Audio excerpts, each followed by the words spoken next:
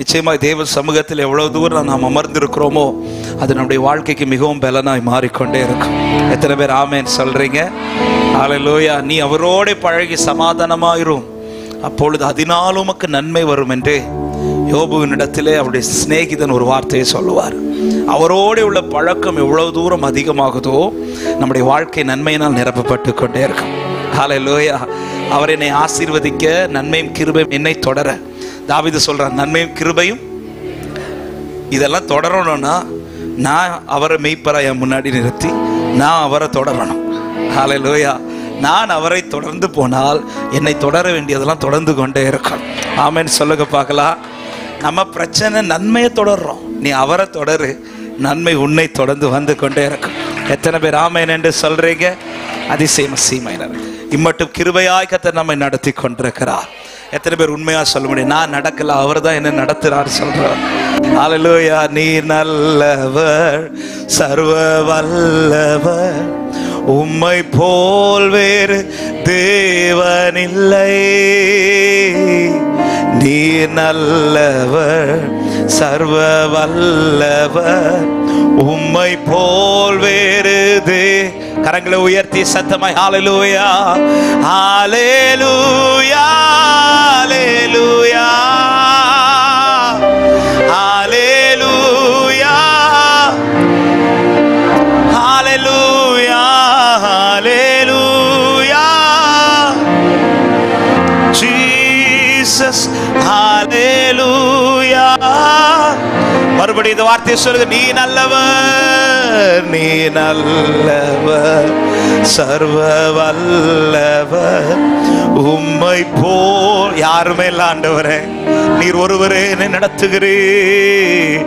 நீ சொல்லுங்க, நல்லவர்னு சொல்லுங்க. இந்த வார்த்தையை இருதயத்திலிருந்து இந்த வார்த்தை எழும்பட்டு. உம்மை போல் வேறு தேவனில் சத்தமாய் ஹல்லேலூயா, ஹல்லேலூயா, ஓ ஹல்லேலூயா, ஹல்லேலூயா, இயேசுவே, ஹல்லேலூயா, என் தேவனே, ஹல்லேலூயா. எத்தனை பேர் இந்த பகல் நேரத்தில் உண்மையா சொல்ல முடியும்? கர்த்தர் தான் என்னை நடத்தி கொண்டிருக்கிறார் சொல்றவங்க மாத்திரம் ஹல்லேலூயா. அவர் தான் உங்களை நடத்துறாருங்கிற நம்பிக்கை இருக்குதா? அப்படியே நான் அடுத்த ஒரு கேள்வி கேட்கிறேன். எத்தனை பேர் நம்புறீங்க அவர் என்ன நல்லாதான் நடத்திட்டு இருக்கிறார்? ஹல்லேலூயா. தேவன் நடத்துகிற பாதைகள் என்பது எல்லாரையும் ஒரே பாதையில் நடத்துகிறாரா என்று கேட்டால் இல்லை. ஒவ்வொருத்தரையும் கர்த்தர் ஒவ்வொரு விதத்தில் நடத்துகிறார். இல்ல, நான் நடக்கிற பாதையில் அல்ல நீங்கள் நடப்பது, நீங்கள் நடக்கிற பாதையில் அல்ல நான் நடப்பது.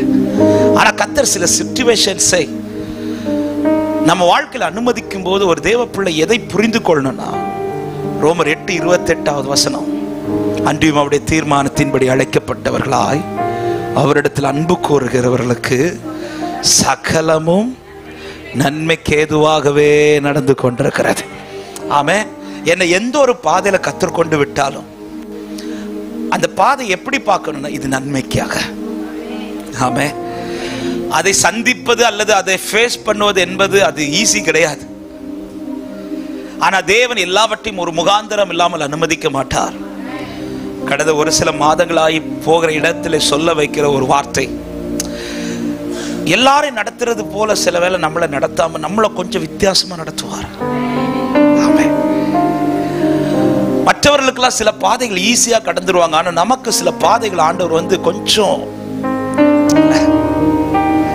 புரியும்படி சொல்லணும்னா ஆண்டவர் அற்புதத்தை செய்வார் பாருங்க. அவர் செய்த அற்புதத்தில் ஒரு அற்புதம் தான் மரித்தவர்களை உயிரோடு எழுப்புறார். யாரெல்லாம் எழுப்பினார்? யவீரு மகளை எழுப்புறார், லாசரு எழுப்புறார், விதவையின் மகனை எழுப்புறார். இந்த 3 வீட்டில் நடந்த அற்புதம் என்பது ஒரு அற்புதம். என்ன அற்புதம்? இறந்தவங்களை உயிரோடு எழுப்புறார். ஆனா இந்த 3 வீட்டில் கர்த்தர் செய்தது கொஞ்சம் வித்தியாசம். யவீரு வீட்டிலையும் இந்த விதவையின் வீட்டிலையும் இமிடியேட்டா செஞ்சார். அந்த வீட்டில் அழுகை என்பது ரொம்ப நேரம் போகல. அந்த வீட்டில் அழுகை என்பது ரொம்ப நாள் நீடிக்கல, கொஞ்ச நேரம். ஆனா லாசர் வீட்டில் அந்த அழுகை என்பது 4 நாட்கள் நீடிச்சு. என்னை ரொம்ப ஆச்சரியப்படுத்தினது, யவீரு யாருன்னே தெரியாது, அந்த விதவையும் யாருன்னே தெரியாது. யவீரு கூட்டத்தோட ஆண்டவர் எல்லா ஜனங்களை பார்க்க வந்த போது ஓடி வந்து பாதத்தை பிடிச்சிட்டாரு. அவன் கண்ணீரை பார்த்துட்டு உடனே வீட்டுக்கு போயிட்டார். ஆண்டவர், நீ யாருன்னு கேட்கல, இதுக்கு முன்னாடி என்ன ஃபாலோ பண்ணியான்னு கேட்கல, உனக்கு என்ன எனக்கு ஒன்று தெரியாது, ஒன்றும் சொல்லலை. கூப்பிட்ட உடனே கிளம்பி போயிட்டார் ஆண்டவர். எவ்வளோ ஊழியங்கள் இருக்கு, எவ்வளோ ஜனங்கள் வந்து இருக்கிறாங்க, அந்த ஜனத்தெல்லாம் உட்கார வச்சுட்டு அவர் கிளம்பி போயிட்டார். வீட்டில் போறாரு, பிள்ளை போகிற வழியிலே நியூஸ் வருது, பிள்ளை இறந்து விட்டார்னு. ஆண்டவர் உடனே இமிடியேட்டா வீட்டுக்குள்ள போறாரு, பிள்ளை கையை பிடிக்கிறார், எழுப்பி விட்டார். அந்த விதவையின் மகனை பாருங்க, விதவை யாருன்னு தெரியாது, விதவை கேட்க கூட இல்லை, என் பிள்ளை உயிரோடு எழுப்புங்கன்னு கேட்கல, அவரா பார்த்து மனம் இறங்கி தொட்டு எழுப்பிட்டார். ஆனா இந்த மார்த்தாள் மரியாள் வீடை குறித்து வேதம் சொல்லுகிறது, அவர் அன்பா இருந்த வீடு. யோவான் 10 எடுக்க வேண்டாம், யோவான் 11 இருக்கு, அவர் நேசித்திருந்த குடும்பம். அப்படிதான் இருக்கும். மார்த்தாள் மரியாள் லாசரு. அதுவும் பாருங்க, லாசரு வியாதியா இருக்கும் போதே மார்த்தாள் சொல்லி விடுறாங்க 2 பேரை. அவங்க வந்து இயேசுட்ட சொல்றாங்க, லாசரு வியாதி, உம்முடைய சிநேகிதனாகிய லாசரு, அப்படிதான், உம்முடைய சிநேகிதனாகிய லாசரு வியாதியா இருக்கிறான். அப்படி சொன்ன உடனே அவங்க கிட்ட கூட சொல்லல, அவங்க கிட்ட சொல்லி விட்டு இருந்தா கூட அவங்க மார்த்தாள்கிட்ட போய் சொல்லியிருப்பாங்க, 4 நாள் தாண்டி ஆண்டவர் வருவாரு, அப்படி ஒரு நம்பிக்கையான வார்த்தையை கொடுத்திருப்பாங்க. இவங்களுக்கும் ஒரு நம்பிக்கை இருந்திருக்கும். ஆனா அவங்க கிட்ட எந்த வார்த்தையை சொல்லாம சீஷர்களை பார்த்து சொல்றாரு, லாசரு மரிப்பான். ஆனா கர்த்தருடைய மகிமை, ஆண்டவர் இதை அவங்க கிட்ட சொல்லி விட்டு இருக்கலாமே ஆண்டவரே. சொல்லிட்டு அடுத்து 6வது வசனத்துல இப்படி இருக்கும், பின்னும் 2 நாள் அவர் அங்கேயே. இதுதான் புரியல, யாருக்கெல்லாமோ உடனே செய்றீங்களே, கேட்டா உடனே நான் நேசிக்கிறேன்றீங்க, கேட்டா நீ என் பிள்ளைங்கிறீங்க, கேட்டா எப்ராஹிமே நான் உன்னை எப்படி கைவிடுவேன்றீங்க, யாக்கோபே நான் உன் வலது கரத்தை பிடிச்சிருக்கிறேன்றீங்க, ஆனா எனக்கு மட்டும் என் ஆண்டவர் தாமதிக்கிறீங்க. ஆமே, இதுதான் பல நேரத்துல இன்னைக்கு நிறைய பேருக்கு கேள்வி. யாருக்கெல்லாமோ செய்யறாங்க ஆண்டவர். யவீரு வந்து கேட்ட உடனே வீட்டுக்கு போறாரு, விதவையின் வழியில பார்த்து, அதுவும் நகரத்தை தான், அதாவது கொஞ்ச நேரத்துல அந்த பிள்ளை அடக்கம் பண்ண போறான், அதுக்கு முன்னாடி கை வச்சு எழுப்பிட்டார். ஆனா சிநேகிதன்றாரு, ரொம்ப பிடிக்கும்ன்றாரு, ஆனா அந்த வீட்டுக்கு மட்டும் உடனே போகாம அந்த வீட்டுல இன்னும் சொல்லணும்னா நல்லா அளவிடுறாரு.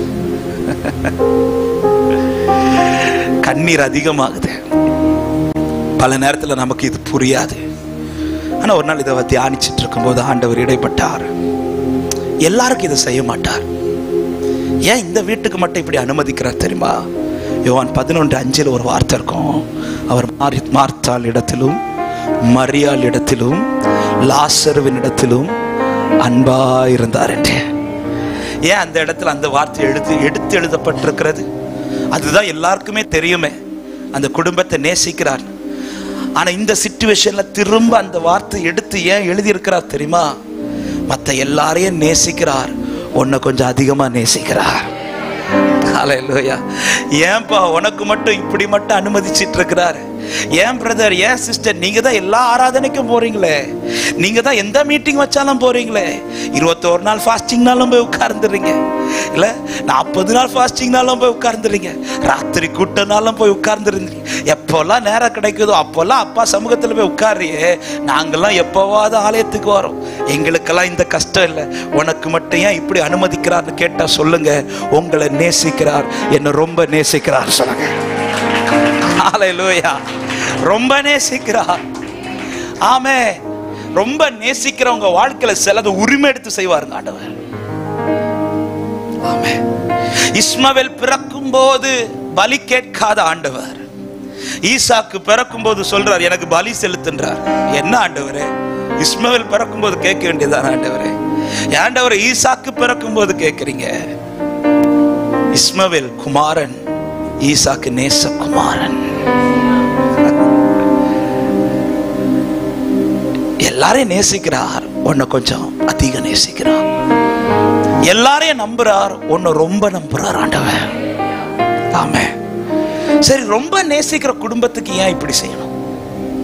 அதான் என்ன ரொம்ப நேசிக்கிறார்ல, அப்ப ரொம்ப நேசிக்கிற குடும்பத்துக்கு ஃபர்ஸ்டா போய் செய்யணுமே, ஏன் தாமதித்து செய்கிறார்? தேவனுடைய செயல்கள் எல்லாமே ஆச்சரியமானது.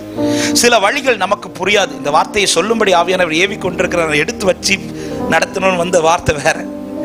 இன்னைக்கு காலையில் எங்கள் சர்ச்சில் ஒரு வார்த்தையை பேசி நடத்தின ஆராதனை, அதே வச்சு ஆராதனை நடத்தி செய்திக்குள்ளே போனச்சு. ஆனால் ஆண்டவர் இந்த வார்த்தையை பேச வச்சிட்டு இருக்கிறார். யாரோடு பேசிட்டு இருக்கிறாருன்னு தெரியாது.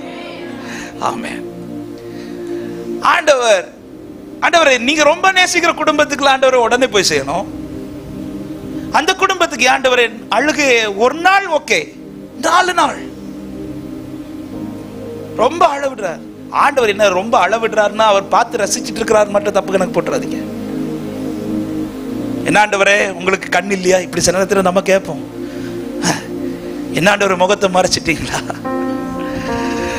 அவன் மலையாளத்தில் ஒரு பாட்டு நாங்கள் இப்படி பாடுவோம். என்ன பாட்டு? அந்த பாட்டு மறந்துச்சு. என்ற முகம் வாடியா தெய்வத்தின் முகம் வாடும், என் மிழிகள் ஈரனிஞா தெய்வத்தின் மிழி நீர். என் முகம் வாடிச்சுன்னா அவர் முகமும் வாடும்.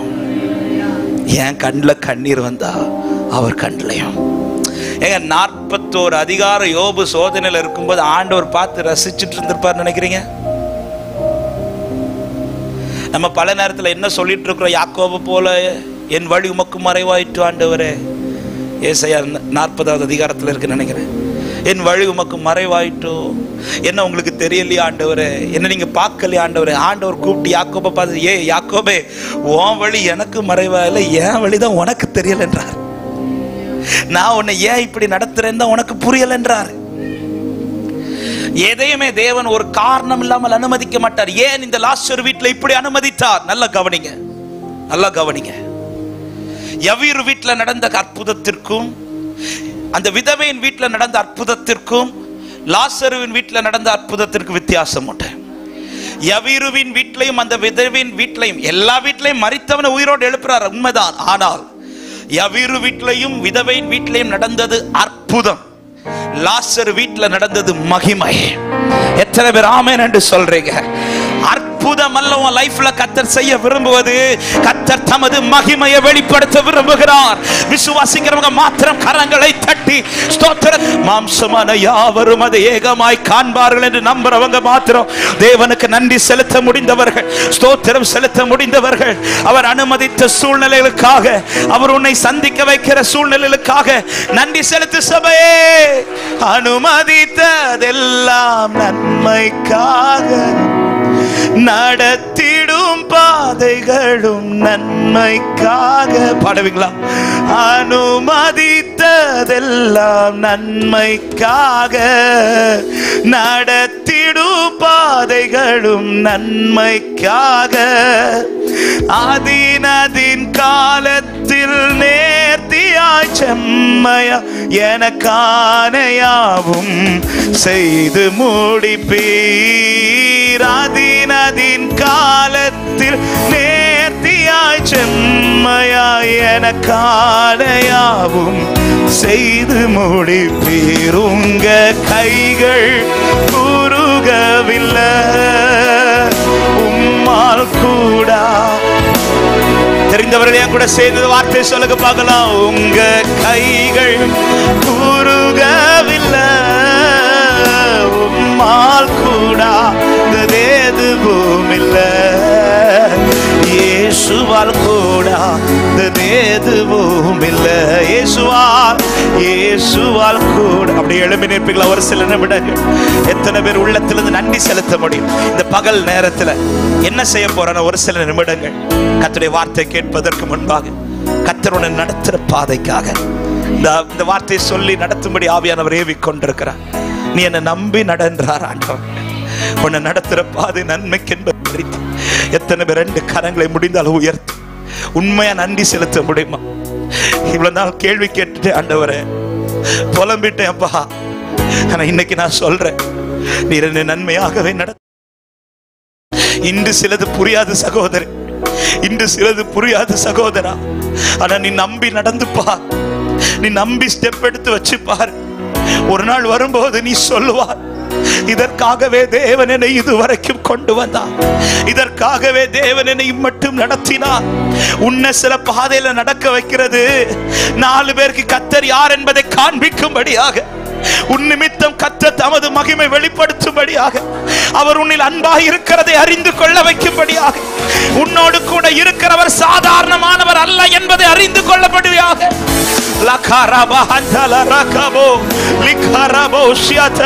உன் கூடாரத்தில் வேற யாரை அவர் நம்பல, உன்னை நம்பினார். உன் சகோதரர்களில் வேற யாரை நம்பல, உன்னை கர்த்தர் நம்புகிறார்.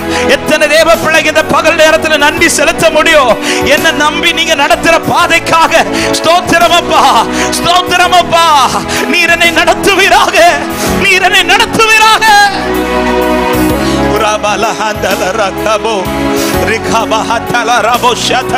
அப்படியே ஸ்தோத்திரம் பண்ணுங்க. தேவ ஆவியானவர்களை பலப்படுத்துவா, தேவ ஆவியானவர்களை பலப்படுத்துகிறார். இது ஒரு புதிய பலத்தினருடைய இடைக்கட்டுப்படி. இது ஆவியானவர் உன் நடுவில் உலாவிக் கொண்டிருக்கிறார். நீ நிற்கும்படியான ஒரு தேவ பல, நீ நடக்கும்படியான ஒரு தேவ பல, உன்னை திடப்படுத்துகிற ஒரு தேவ பல இது உன்னதத்திலிருந்து உண்மையில் ஊட்டப்பட்டு கொண்டிருக்கிறது. நீ நில்லு, நீ நின்று கொண்டே இரு.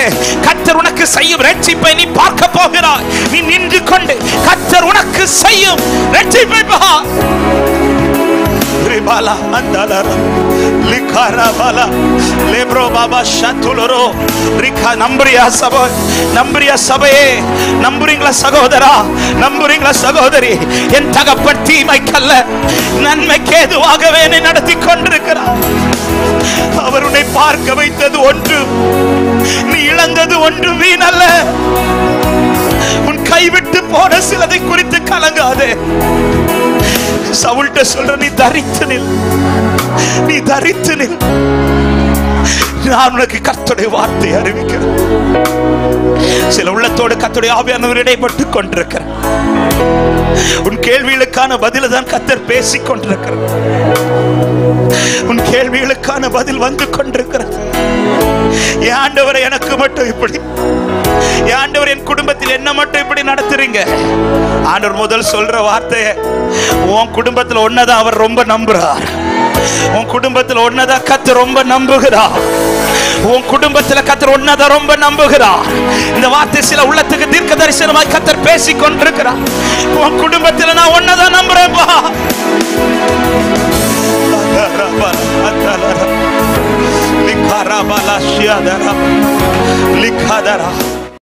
எனக்காக யாவும் செய்து முடிக்கும் என் தேவன் நீர் இருக்க பயமே இல்லை.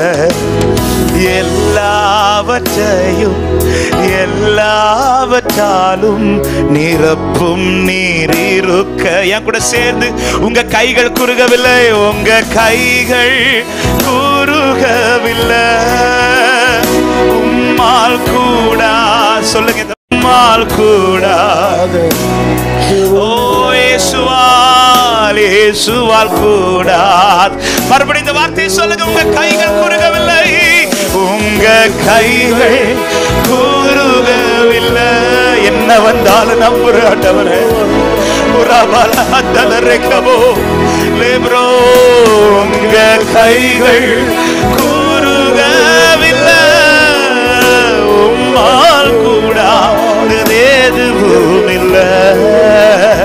இயேசுவால் கூடாதது எதுவும் இல்லை. இயேசுவால், இயேசுவால் கூடாதது எதுவும் இல்லை. உம்மை போல புரிந்து கொள்ள யாரும் இல்லை. உம்மை போல அரவணைக்க யாரும் இல்லை. சொல்லுங்க ஆண்டவரை பார்த்து, உம்மை போல புரிந்து கொள்ள இல்லையே. உம்மை போல அரவணைக்க நீர் போதோ, நீர் போது என் வாழ்விலே இயேசையா. ஒரு மகந்தலரகபலோ நீர் போ, நீங்க போதாண்டோ. நீ நன்னாதாப்பா நடத்துறீங்க, நீர் எல்லாவற்றையும் வருகிறீங்க. என்ன வந்தாலும் நம்புவே என் நேசர் மீட்பரை. யார் கைவிட்டாலும், யார் கைவிட்டால் என் தேவனை பின் செல்வே. ஓ எனது காரணத்தை சொல்லுங்கள். அகலாள உயரமாய், ஆழ உயரமாய்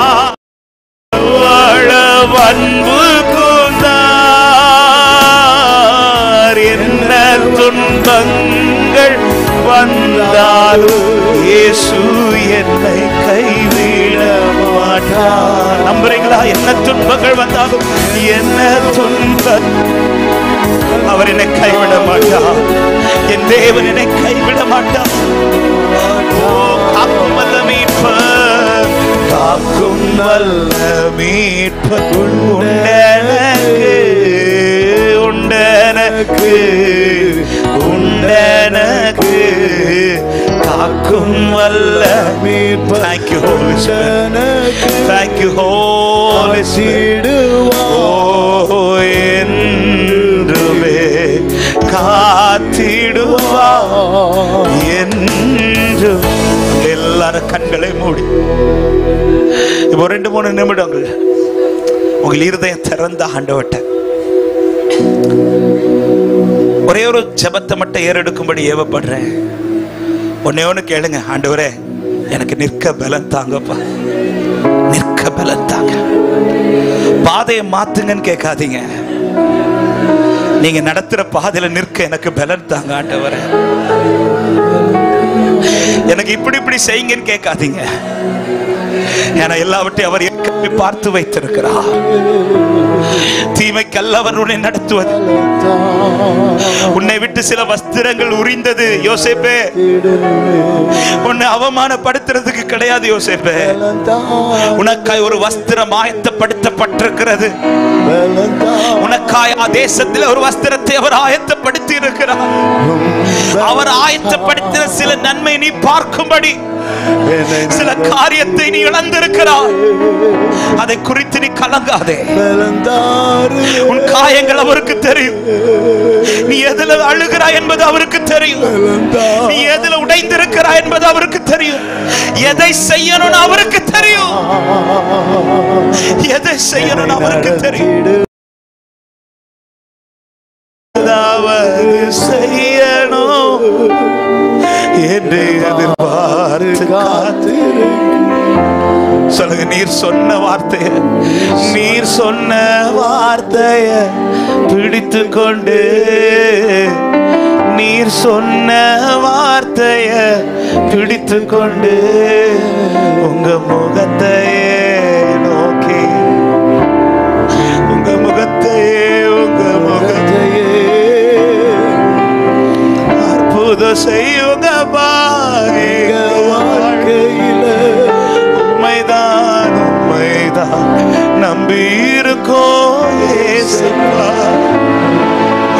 அற்புதம் செய்யுங்க வாழ்க்கையில. உண்மைதான், உண்மைதான் நம்பி இருக்கோம். கேளு சபை, அற்புதம் செய்யுங்க, அற்புதம் செய்யுங்கப்பா வாழ்க்கையில. பாருங்க என் தேவனுடைய இரக்கம் வெளிப்படட்டும். ஓ, அற்புதம் செய்யுங்கப்பா உண்மைதான், உண்மைதான் நம்பி இருக்கோம் ஏசப்பா. உண்மைதான் நம்பி இருக்கிறோம். உண்மையன்றி இறங்குமையா, மனம் இறங்குமையா, இறங்குமை. கைவிட மாட்டா, கைவிட மாட்டா, கைவிடவே மாட்டா. இயேசு கைவிடவே, கைவிட மாட்டா, கைவிட மாட்டா, கைவிட. Thank you Jesus. இயேசு கைவிடவே. ஆண்டவரே, உம்முடைய அளவில்லாத பிரசன்னத்திற்காக நன்றி. நீர் உம்முடைய பிள்ளைகளை பலப்படுத்துகிறதற்காக ஸ்தோத்திரம். ஒரு விஷயம் கூட அந்த நம்பிக்கை நீர் புதுப்பிக்கிறதற்காக நன்றி ஆண்டவரே. என் கர்த்தர் நல்லவர், அவர் நன்மைக்கு ஏதுவாகவே என்னை நடத்தி கொண்டிருக்கிறார். எத்தனை பேர் விசுவாசிக்கிறீங்க? என் வாழ்க்கையில கர்த்தர் செய்ய போறது அற்புதம் அல்ல, மகிமை வெளிப்படுத்துவார் என்று நிச்சயம் உள்ளவர்கள் கரங்களை தட்டி ஆண்டவருக்கு மகிமை செலுத்துவோம். Thank you Holy Spirit. நன்றி நன்றி ஆண்டவரே. தொடர்ந்து எங்களோடு கூட பேசும் அர்ப்பணிக்கிறோம். அடியானை மறித்து கர்த்தர் வெளிப்படும் இயேசுவின் நாமத்தில் பிதாவே, ஆமென் ஆமென். அப்படியே உட்கார்ந்து கொள்ளுவோம். கர்த்தருடைய பரிசுத்த நாமத்திற்கு மகிமை உண்டாவதாக. தெய்வ பிரசன்னத்திற்காக ஆண்டவரை ஸ்தோத்தரிக்கிறேன். நம்பி நடங்க. கர்த்தர் உண்மை உள்ளவர், பட்சபாதம் உள்ளவர் அல்ல. ஹல்லேலூயா. நாம் குறித்த காலத்தில் சிலவைகள் நடக்காமல் இருக்கலாம், ஆனால் கர்த்தர் குறித்த காலத்தில் எல்லாமே நடக்கும். எத்தனை பேர் நம்பி ஆமென்னு சொல்றீங்க? உலகத்துக்குன்னு ஒரு கால்குலேஷன் இருக்கு. இந்த காலத்துக்குள்ள நடந்தா உண்டு, இந்த காலத்திற்குள்ள இது நிறைவேறினா உண்டு. அதனாலதான் மார்த்தாளும் மரியாளும் ஆண்டவர் உயிரோடு எழுப்பு வரும்போது அவன் சொன்ன வார்த்தை 4 நாள் ஆயிட்டு ஆண்டவரே, 4 நாள் ஆயிட்டு. ஏன் அந்த வார்த்தையை சொல்றாங்கன்னா, யூதர்களுக்கு ஒரு வழக்கம், ஒரு நம்பிக்கை உண்டு. அது என்ன நம்பிக்கைன்னா, ஒருத்தங்க மரித்து 3 நாட்கள் அந்த சரீரத்துக்கு மேலதான் அந்த ஆவி சுத்திட்டே இருக்கும்ட்டு அவங்களுக்கு ஒரு மூட நம்பிக்கை. இப்ப மார்த்தாளும் மரியாளும் என்ன சொல்றாங்க, 4 நாள் ஆயிட்டு. அப்படின்னா என்ன அர்த்தம்? ஆண்டவரே, ஒரு நாளுக்கு முன்னாடி வந்திருந்தா கூட சுத்திட்டு இருக்கிற ஆவி பிடிச்சு உள்ள உட்கார வச்சிருக்கலாம். இப்போ அவங்க கால்குலேஷன்லாம் தாண்டிடுச்சு. இப்ப 4 நாள் ஆயிட்டு ஆண்டவரே, இனி எங்க போய் அந்த ஆவியை பிடிச்சு? ஆமென். ஒரு தேவ பிள்ளைக்கு இந்த ஒரு தெளிவு இருக்கணும். நான் குறித்த காலம் அல்ல, மனுஷங்க குறிக்கிற காலத்திலும் அல்ல, என் கர்த்தர் குறித்த காலத்தில் எனக்கானது நடக்கும். ஆபிரகாமுக்கு வார்த்தை கொடுக்கும் போதே, இன்னைக்கு கூட வாசிச்சோமே வாக்குத்தத்தமா இல்ல, ஆதியாகமம் 12:2 அந்த வார்த்தையை கொடுக்கும் போதே ஆண்டவர் 2 காரியத்தை பிக்ஸ் பண்ணிட்டார். என்ன பிக்ஸ் பண்ணிட்டார்? இந்த வார்த்தை எப்ப நிறைவேற வேண்டும் என்பதை பிக்ஸ் பண்ணிட்டார். 2வது ஒரு காரியம் அவருக்கு தெரியும், இது நிறைவேறும் போது ஆபிரகாமின் சரீரமும் சாராளின் சரீரமும் செத்து இருக்குங்கிறதும் அவருக்கு. அதனாலதான் அந்த சரீரம் செத்த நிலையிலே வந்து ஆண்டவர் ஆபிரகாம்கிட்ட பேசும்போது முதல் சொல்ற வார்த்தையே, நான் சர்வ வல்லமை உள்ள தேவன். அப்படிதான் பேசுவார். ஏன் அந்த வார்த்தையை சொல்றானா, இப்ப நான் பேச போறது ஆபிரகாம் உடனே அக்செப்ட் பண்ணுவார்னு கிடையாது. அதனாலதான் 12வது அதிகாரத்தில் ஆமேன் என்று சொல்லி புறப்பட்ட ஆபிரகாம் 17வது அதிகாரத்தில் ஆண்டவர் அதே வார்த்தையை பேசும்போது அவன் முகங்குப்புற விழுந்து நகைத்தான் என்று வேதம் சொல்லுகிறார். ஏன்னா இப்ப சரீரம் செத்து இருக்கு, வயதாயிடுச்சு, இப்ப நம்ப முடியல. ஆபிரகாம்கிட்ட இந்த வார்த்தைகளை பேசுவதற்கு முன்னாடியே ஆண்டவர் சொல்ற, நான் சர்வ வல்லமை உள்ள தேவன். அப்படின்னா என்ன அர்த்தம்? ஆபிரகாமே, உனக்கு வயசாயிடுச்சுன்னு என் வார்த்தை நிறைவேறாமலாம் போகாது. என் வல்லமையிலே நான் சொன்ன வார்த்தை நடக்கும். எனவேதான் ஒரு தேவ பிள்ளைங்க ஒரு காலத்தை பார்த்து, சூழ்நிலையை பார்த்து, நம்ம பலனை பார்த்து தேவனுடைய வார்த்தை இனி நடக்காது அப்படின்னு நம்மளே குறுக்க கூடாது. நம்முடைய கர்த்தர் சர்வ வல்லமை உள்ள தேவன். ஆமென் சொல்லுங்க பார்க்கலாம்.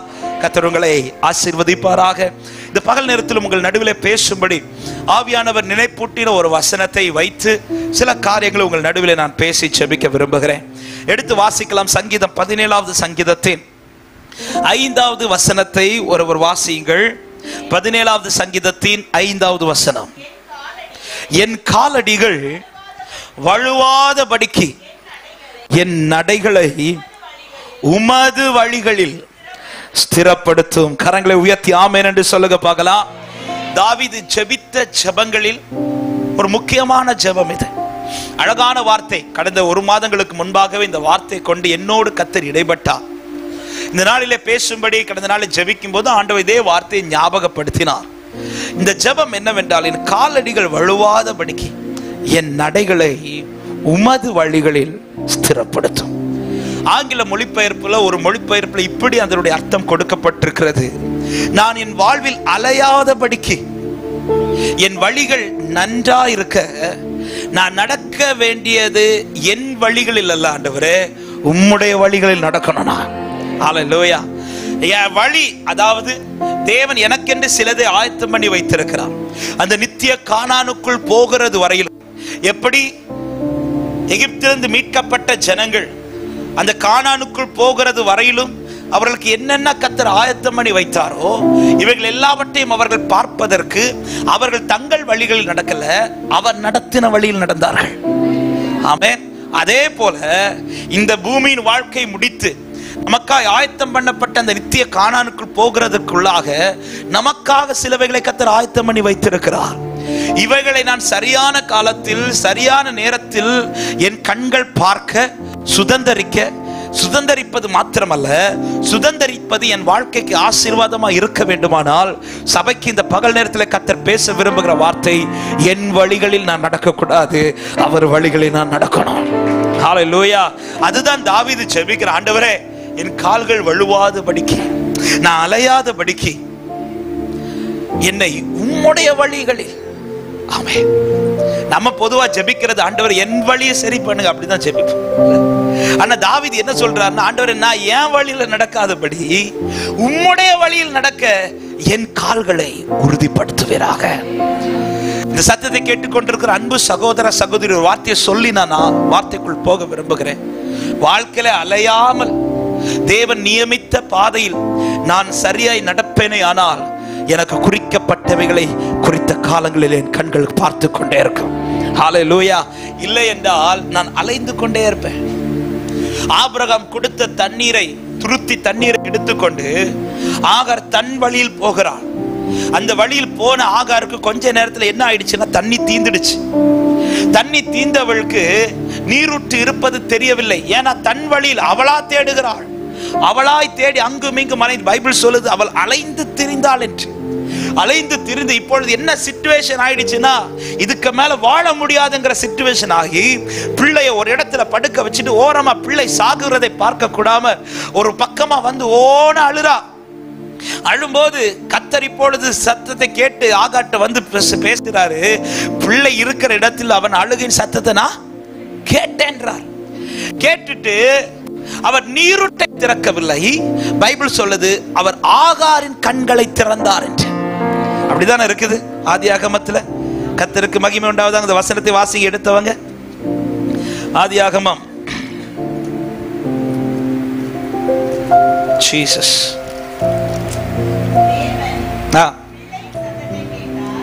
21வது அதிகாரத்தின் 17வது வசனத்தில் சொல்லப்படும், தேவன் பிள்ளையின் சத்தத்தை கேட்டார்.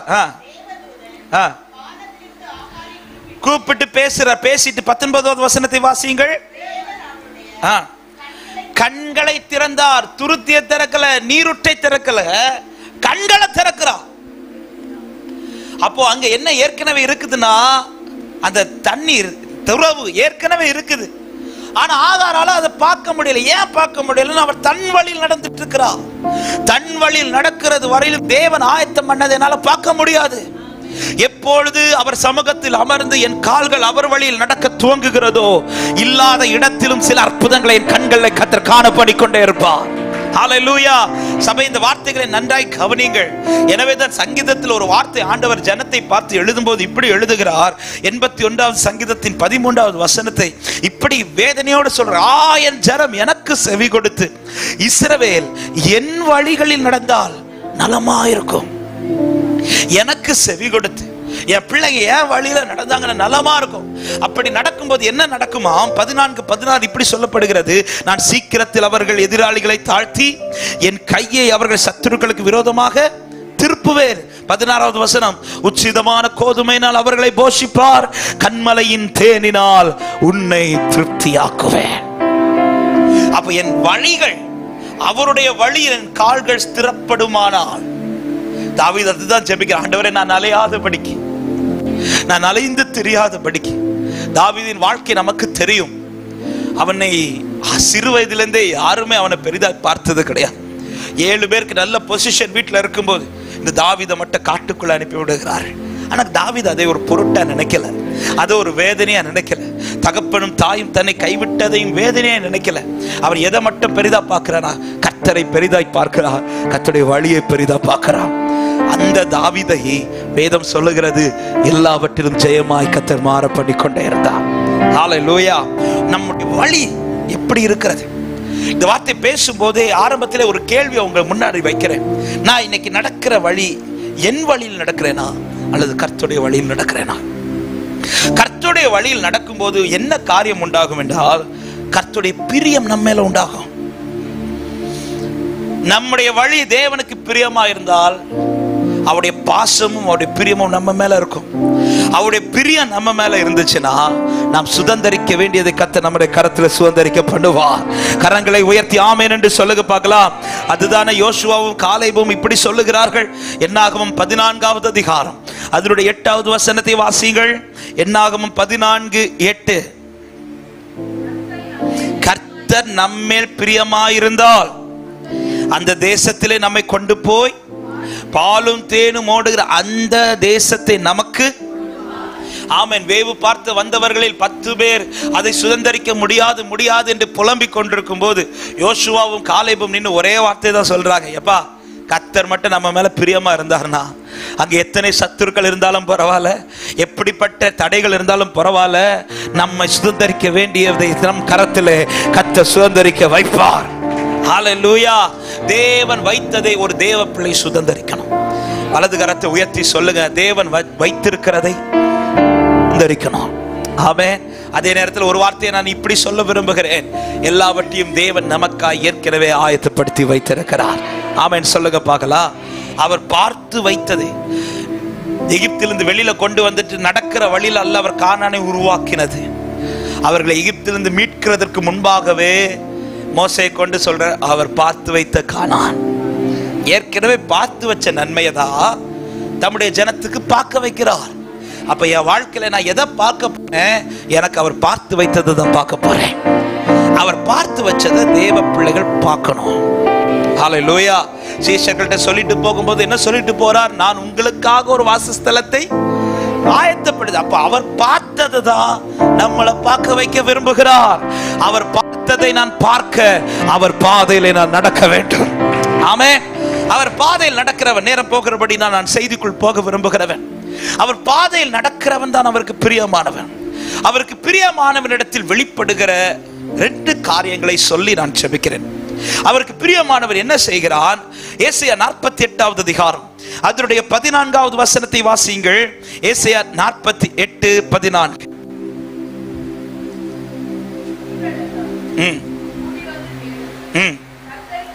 கர்த்தருக்கு பிரியமானவன் அவருக்கு சித்தமானதை பாபிலோனிலே செய்கிறான். கரங்களை உயர்த்தி ஆமென் சொல்லுங்க பார்க்கலாம். பிரியமானவன் செய்கிற காரியம். பிரியமானவன் இஷ்டம் போல வாழ மாட்டான். பிரியமானவன் இஷ்டம் போல போக மாட்டான்.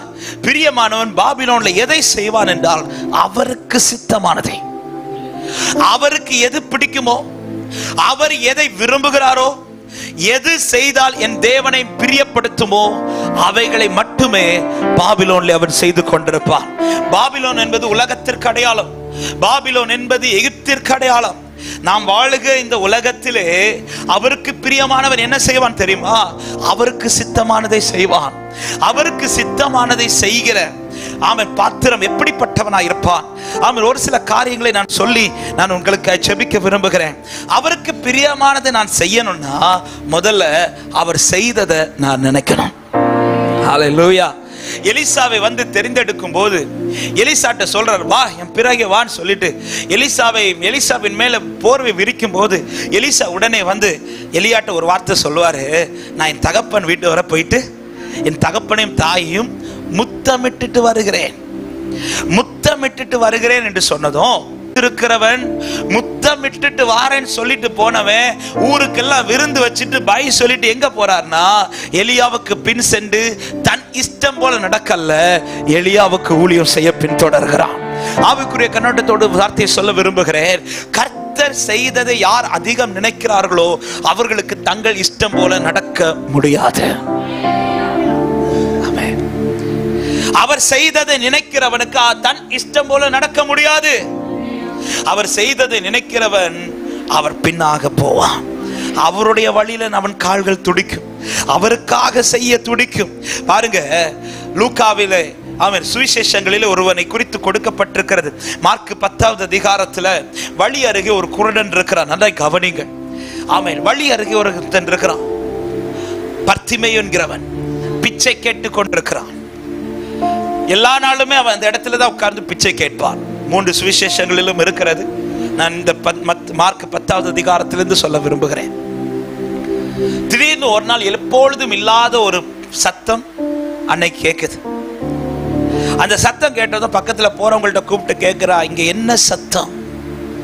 உடனே கூட இருக்கிறவங்க எல்லாம் சொல்றாங்க, இயேசு இந்த வழியாய் வருகிறார். இது தெரிந்ததும் இந்த தருணத்தை சரியா பயன்படுத்துறான். சரியா பயன்படுத்தி கூப்பிடுகிறான், தாவீதின் குமாரனே எனக்கு இறங்கும்னு கூப்பிடுறான். பொதுவாக பிச்சைக்காரங்க எப்படி கூப்பிடுவாங்க? கரெக்டா கூப்பிடுறீங்களே, அம்மான்னு கூப்பிடுறான். அப்பா இப்பெல்லாம் அட்வான்ஸ் டேடி மம்மின்லாம் கூப்பிடல, ஜிபேயோட தான் வராங்களாமே. இப்போ அவ்வளோ அட்வான்ஸ் ஆகி, அப்போ இவ எல்லாரையும் எப்படி கூப்பிடுவான்? அம்மா அப்பா. ஆனா இவரை மட்டும் எப்படி கூப்பிடுறான்? ஏன் அப்படி கூப்பிடுறா? அவனுக்கு ஆண்டவரை பத்தி நல்லா தெரிஞ்சிருக்கு. யாருக்கு அவரை நோக்கி கூப்பிட முடியும் தெரியுமா? அவரை பத்தி அறிகிற அறிவில வளர்றவனுக்கு மட்டும்தான் கூப்பிட முடியும். ஆமென். எங்க ஒரு குருடனுக்கு அவரை நோக்கி கூப்பிட மனது வருமானால், பிள்ளையே நாம கூப்பிட்டு எவ்வளவு நாள் ஆச்சு தெரியுமா? சும்மாலாம் ஜெபிக்க முடியாதுங்க. சும்மாலாம் உட்கார்ந்து அப்பான்லாம் கூப்பிட முடியாது. யாருக்கு அவரை அறியணும்னு விருப்பம் வருதோ அவங்களுக்கு மட்டும்தான் உட்கார முடியும் ஜெபத்துல. ஹல்லேலூயா. யாருக்கு அவரை நோக்கி கூப்பிடணும், எனக்கு அவரை அறிகிற அறிவுல வளரணும்னு துடிக்கிறாங்களோ அவங்களுக்கு மட்டும்தான் ஜெபத்துல உட்கார முடியும். இப்ப தாவீதின் குமாரன் கூப்பிட்டதோ எல்லாரும் அவனை அதட்டுறாங்க. அவன் அம்மான்னு கூப்பிடும் போது யாரும் அதட்டல, அப்பான்னு கூப்பிடும் போது யாரும் அதட்டல. ஆனா தாவீதின் குமாரன் இன்னும் சொல்ல போனா வேற எந்த வேலை செஞ்சாலும் தடை வராது, ஜெபிக்க உட்கார்ந்தாதான். ஆமாவா இல்லையா?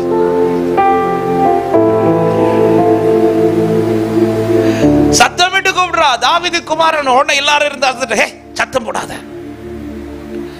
ஆமென்.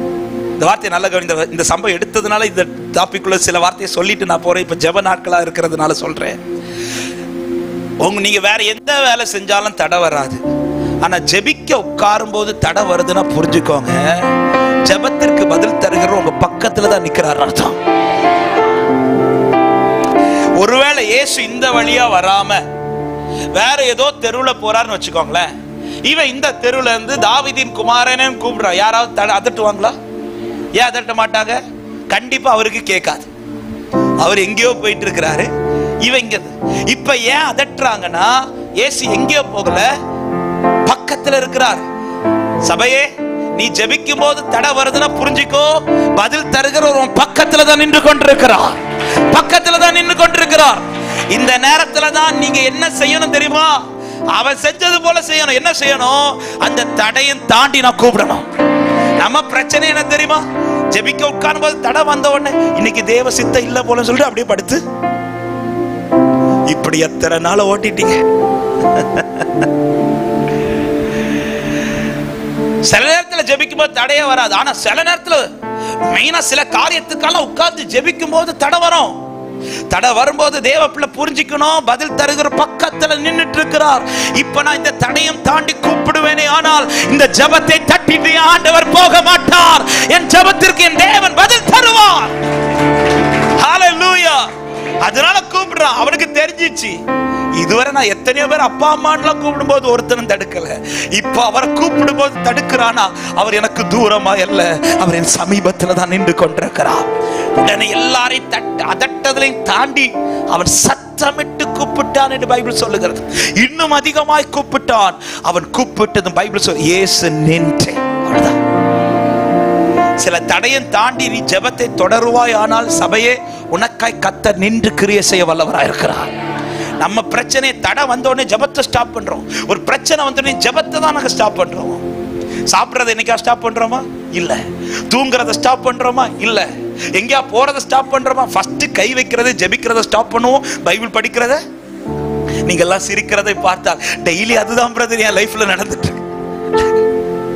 ஆமா, என்ன தடை வந்தாலும் 3 நேரம் சாப்பாடு மட்டும். ஆனா ஏதாவது பிரச்சனை வந்துச்சுன்னா ஃபர்ஸ்ட் எங்க கை வைப்ப தெரியுமா? ஜெபிக்க மாட்டோம்.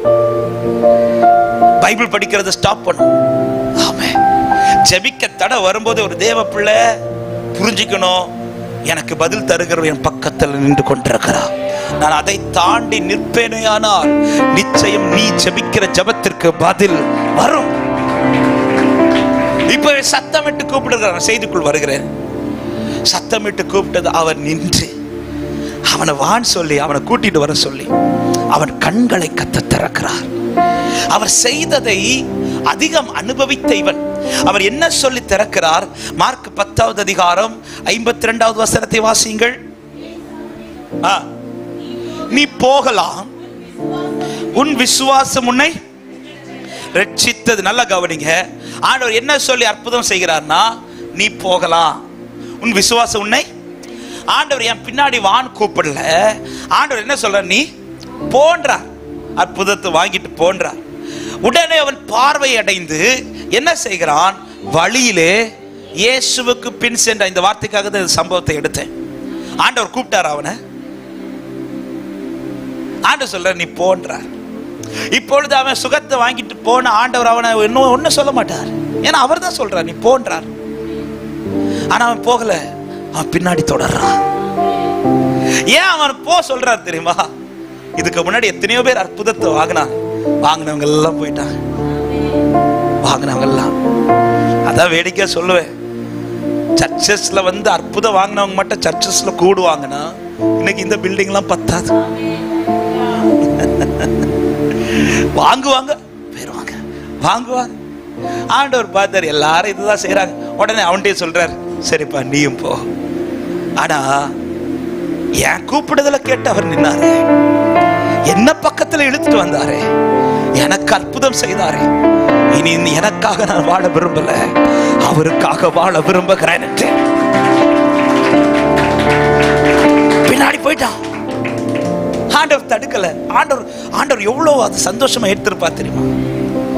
எத்தனை பேர் அற்புதத்தை வாங்கிட்டு விலகி. அவர் செய்ததை நினைக்கிறவன் தன் இஷ்டம் போல் போக மாட்டான், அவர் சித்தப்படி நடக்க துவங்குவான். எத்தனை பேர் ஆமென் என்று சொல்றீங்க? ஹல்லேலூயா. அவர் இஷ்டம் போல. பேதுருவை பாருங்க, லூக்கா 5வது அதிகாரத்துல ஆண்டவர் அவனை தேடி வருகிறார். தேடி வந்து வெறுமையா இருக்கிற படகை பார்க்கிறார். பைபிள் சொல்லுது, அவர் கடல் அருகே நின்ற 2 படகுகளை வாசிகள் 1வது வசனத்தை.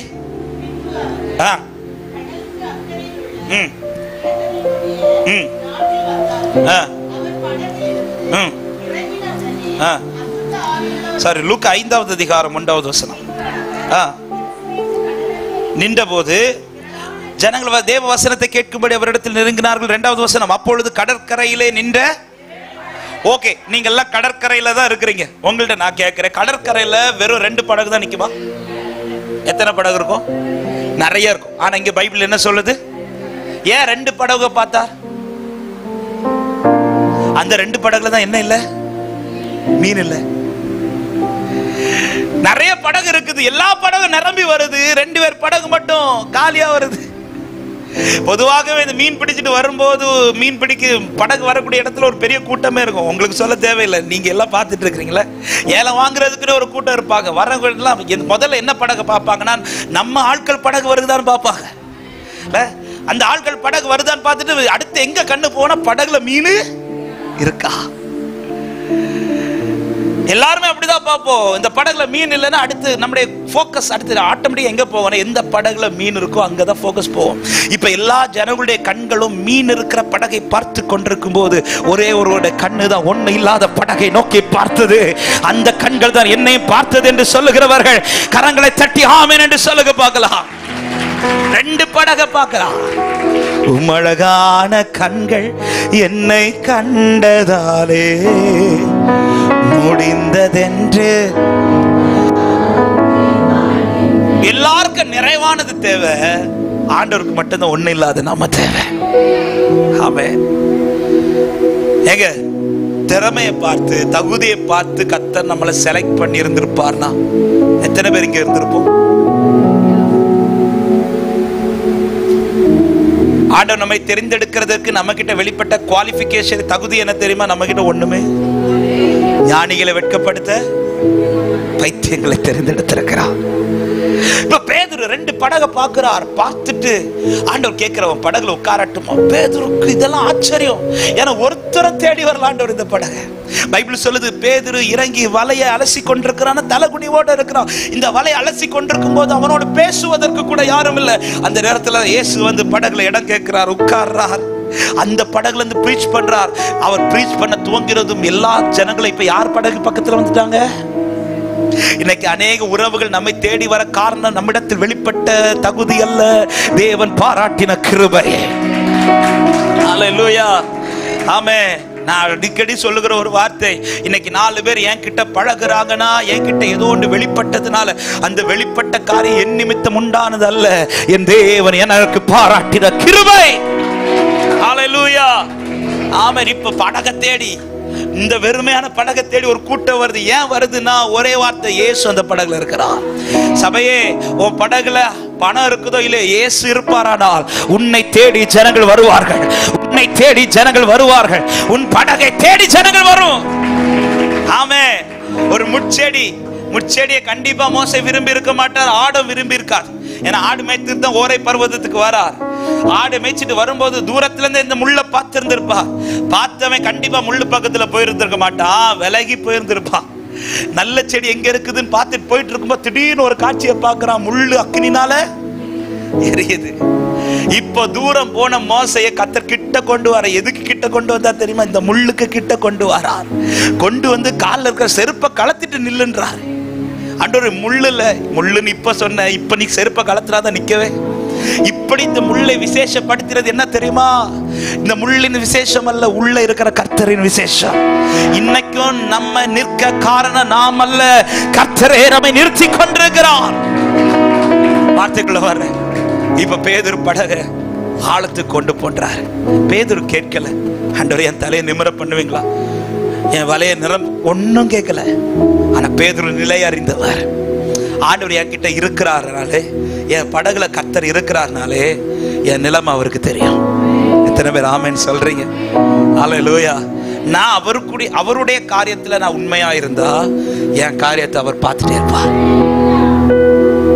இந்த வார்த்தை நல்லா கவனிக்கணும்.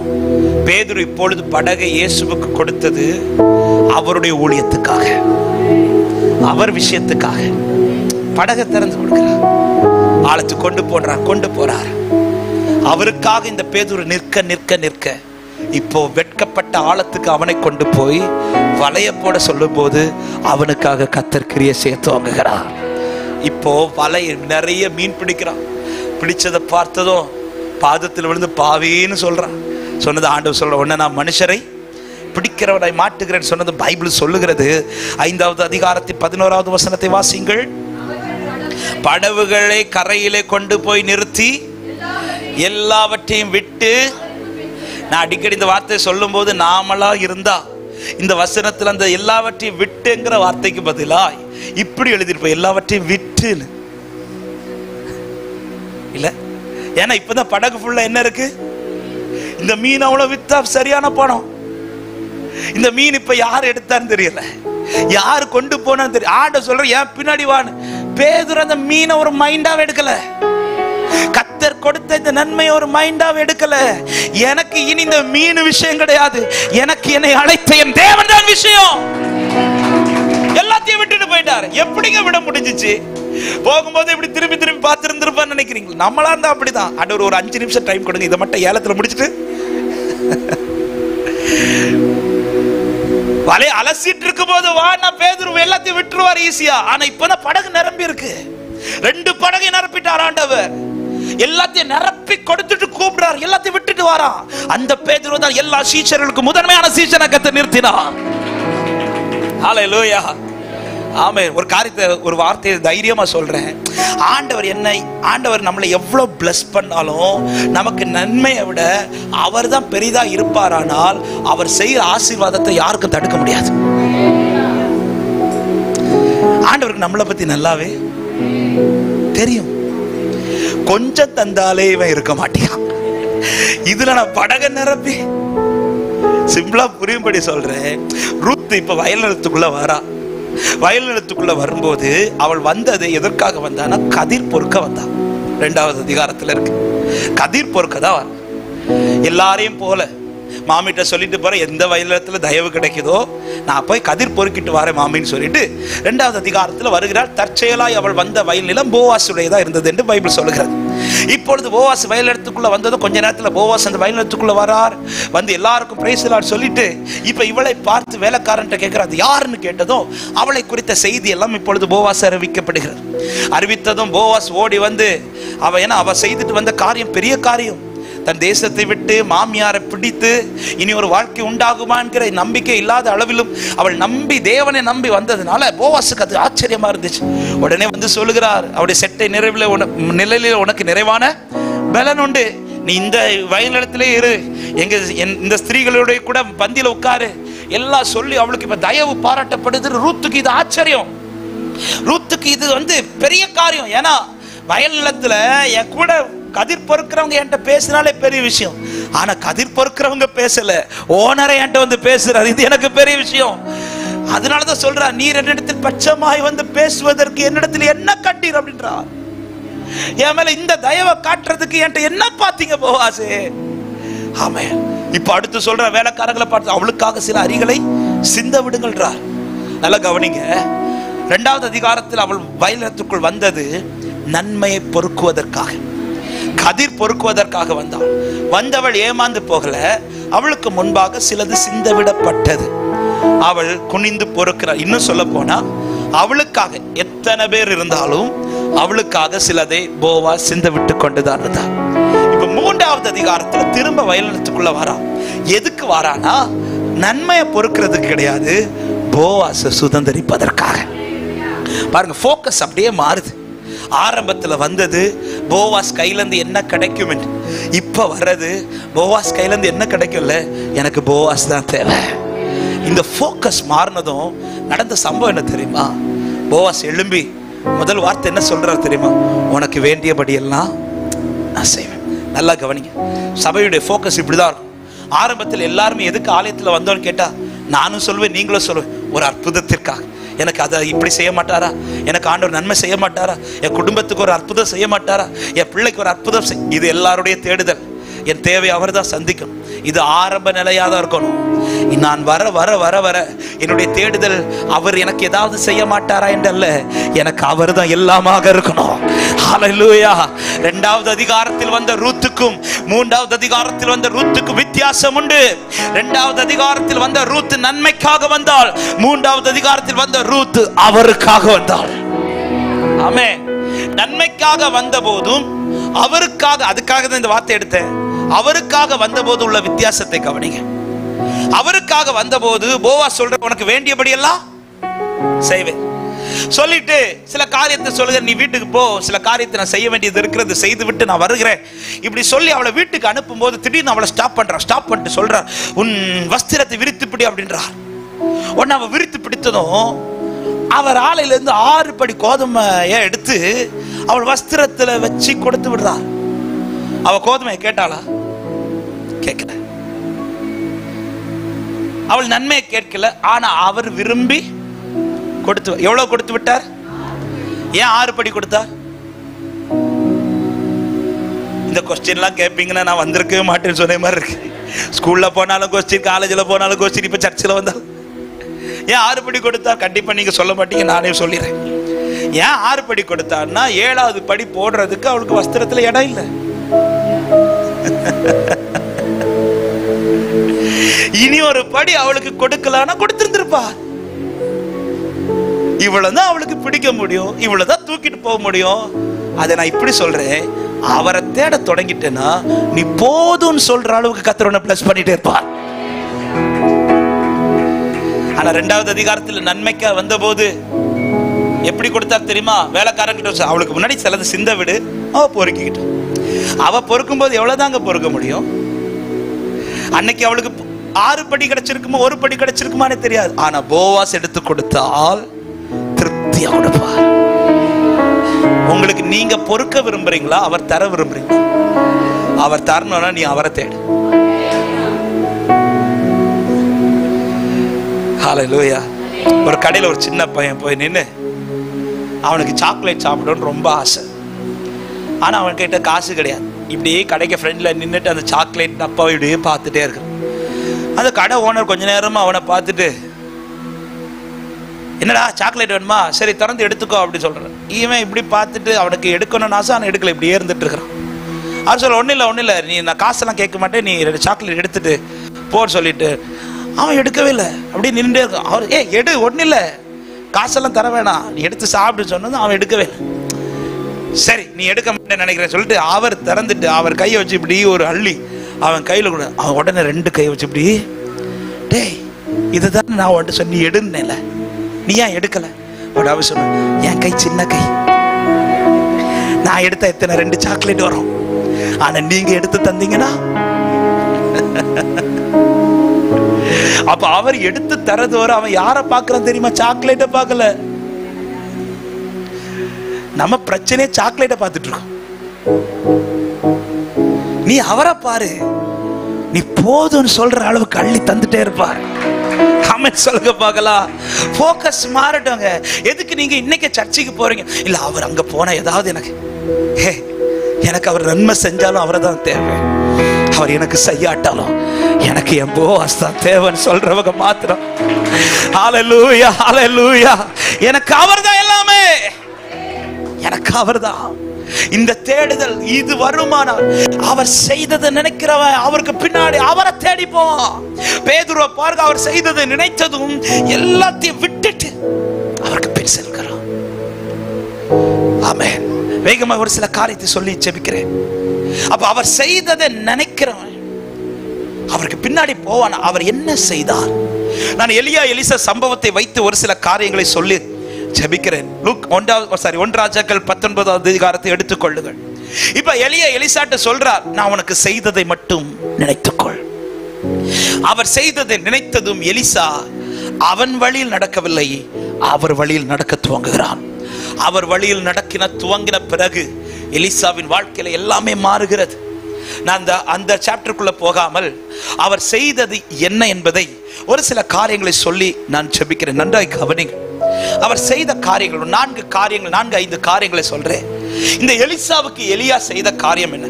எலிசா ஏரை ஓட்டி கொண்டிருக்கிறான், 12வது ஏரை ஓட்டிட்டு இருக்கிறான்.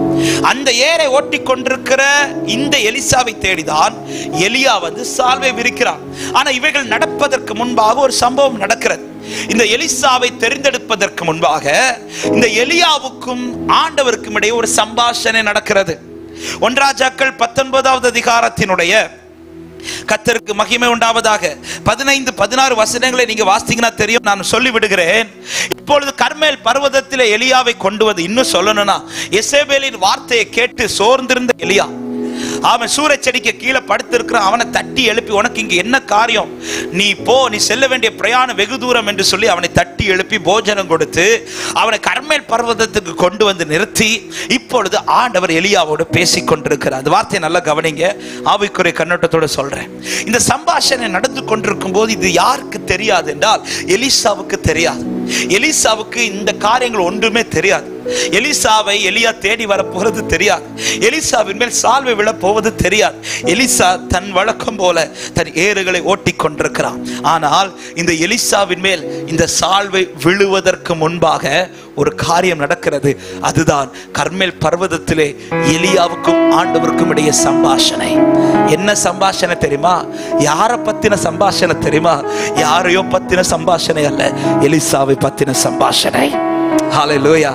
எலியாட்ட ஆண்டவர் சொல்றாரு, நீ போய் எலிசாவை தெரிந்துக்கொள், எலிசாவை தெரிந்துக்கொள்.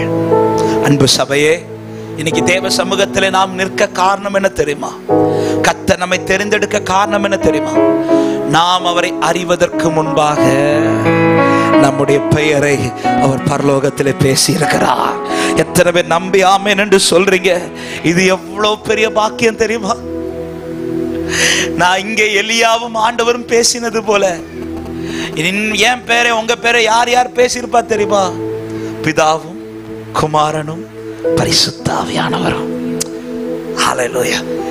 பிதா இயேசுவை பார்த்து சொல்லியிருப்பார், இயேசு கேட்டிருந்திருப்பார், ஆண்டவரே இல்லைனா பிதா கேட்டிருப்பார் இயேசுட்ட, உனக்கு யாரெல்லாம் வேணும் இந்த பூமியில, உன்னை யாரெல்லாம் உனக்கு சொந்தமாக்கணும் நீ விரும்புற?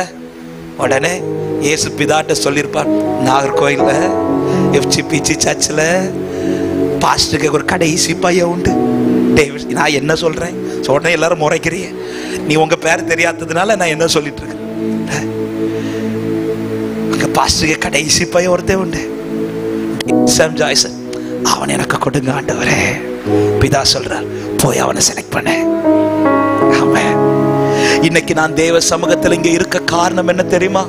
நான் கிறிஸ்தவ குடும்பத்தில் பிறந்ததினால் அல்ல, நான் பாஸ்டர் குடும்பத்தில் பிறந்ததினால் அல்ல, தேவன் என் பேரை பரலோகத்தில் சொன்னதுனாலதான் இன்னைக்கு நான் அப்பா சமூகத்தில் இருக்கிறேன் என்று சொல்லுகிறவர்கள் மாத்திரம் கரங்களை தட்டி ஆமென் என்று சொல்லுங்க பார்க்கலாம்.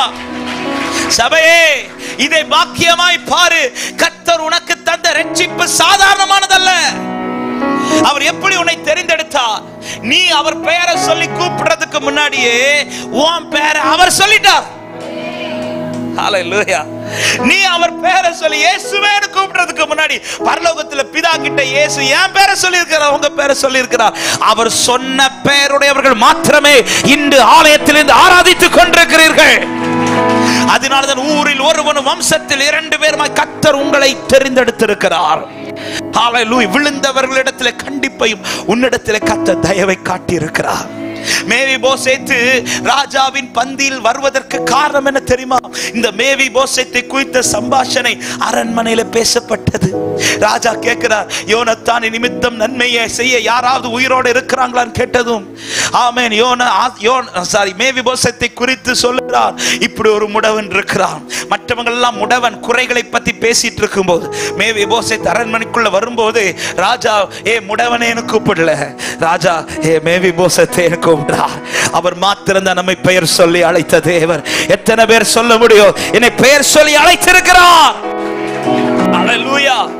எலியா எலிசாவை பார்த்து சொல்றார், அவர் உனக்கு செய்ததை நினைத்துக்கொள். என்ன செய்தார்? நீ அவரை அறிவதற்கு முன்பாக அவர் உன்னை அறிந்திருக்கிறார். எத்தனை பேர் சொல்ல முடியும், யாரும் அறியாத என்னை நன்றாய் அறிந்து என்னை தூக்கினவர் சொல்றவங்க 2 கரங்களை உயர்த்தி, யாரும் அறியாத என்னை நன்றாய் அறிந்து தேடி வந்த, ஓ யாரும் அறியாத என்னை நன்றாய் அறிந்து தேடி வந்த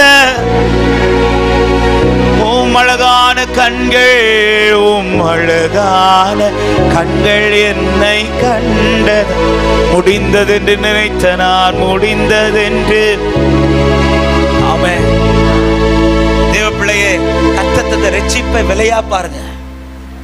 இன்னைக்கு நாம் அவரால் தெரிந்து கொள்ளப்பட காரணம், இன்னைக்கு எத்தனையோ கோடி ஜனங்கள் இந்த பூமியில் இருக்கிறார்கள். எல்லாரையும் கர்த்தர் தெரிந்து கொள்ளவில்லை. ஆனா கர்த்தர் நம்மை முதன்மையா தெரிந்தெடுத்திருக்கிறார். இந்த தெரிந்தெடுப்பு என்கிட்ட வெளிப்பட்ட பரிசுத்தமோ பக்தியோ ஒண்ணும் கிடையாது.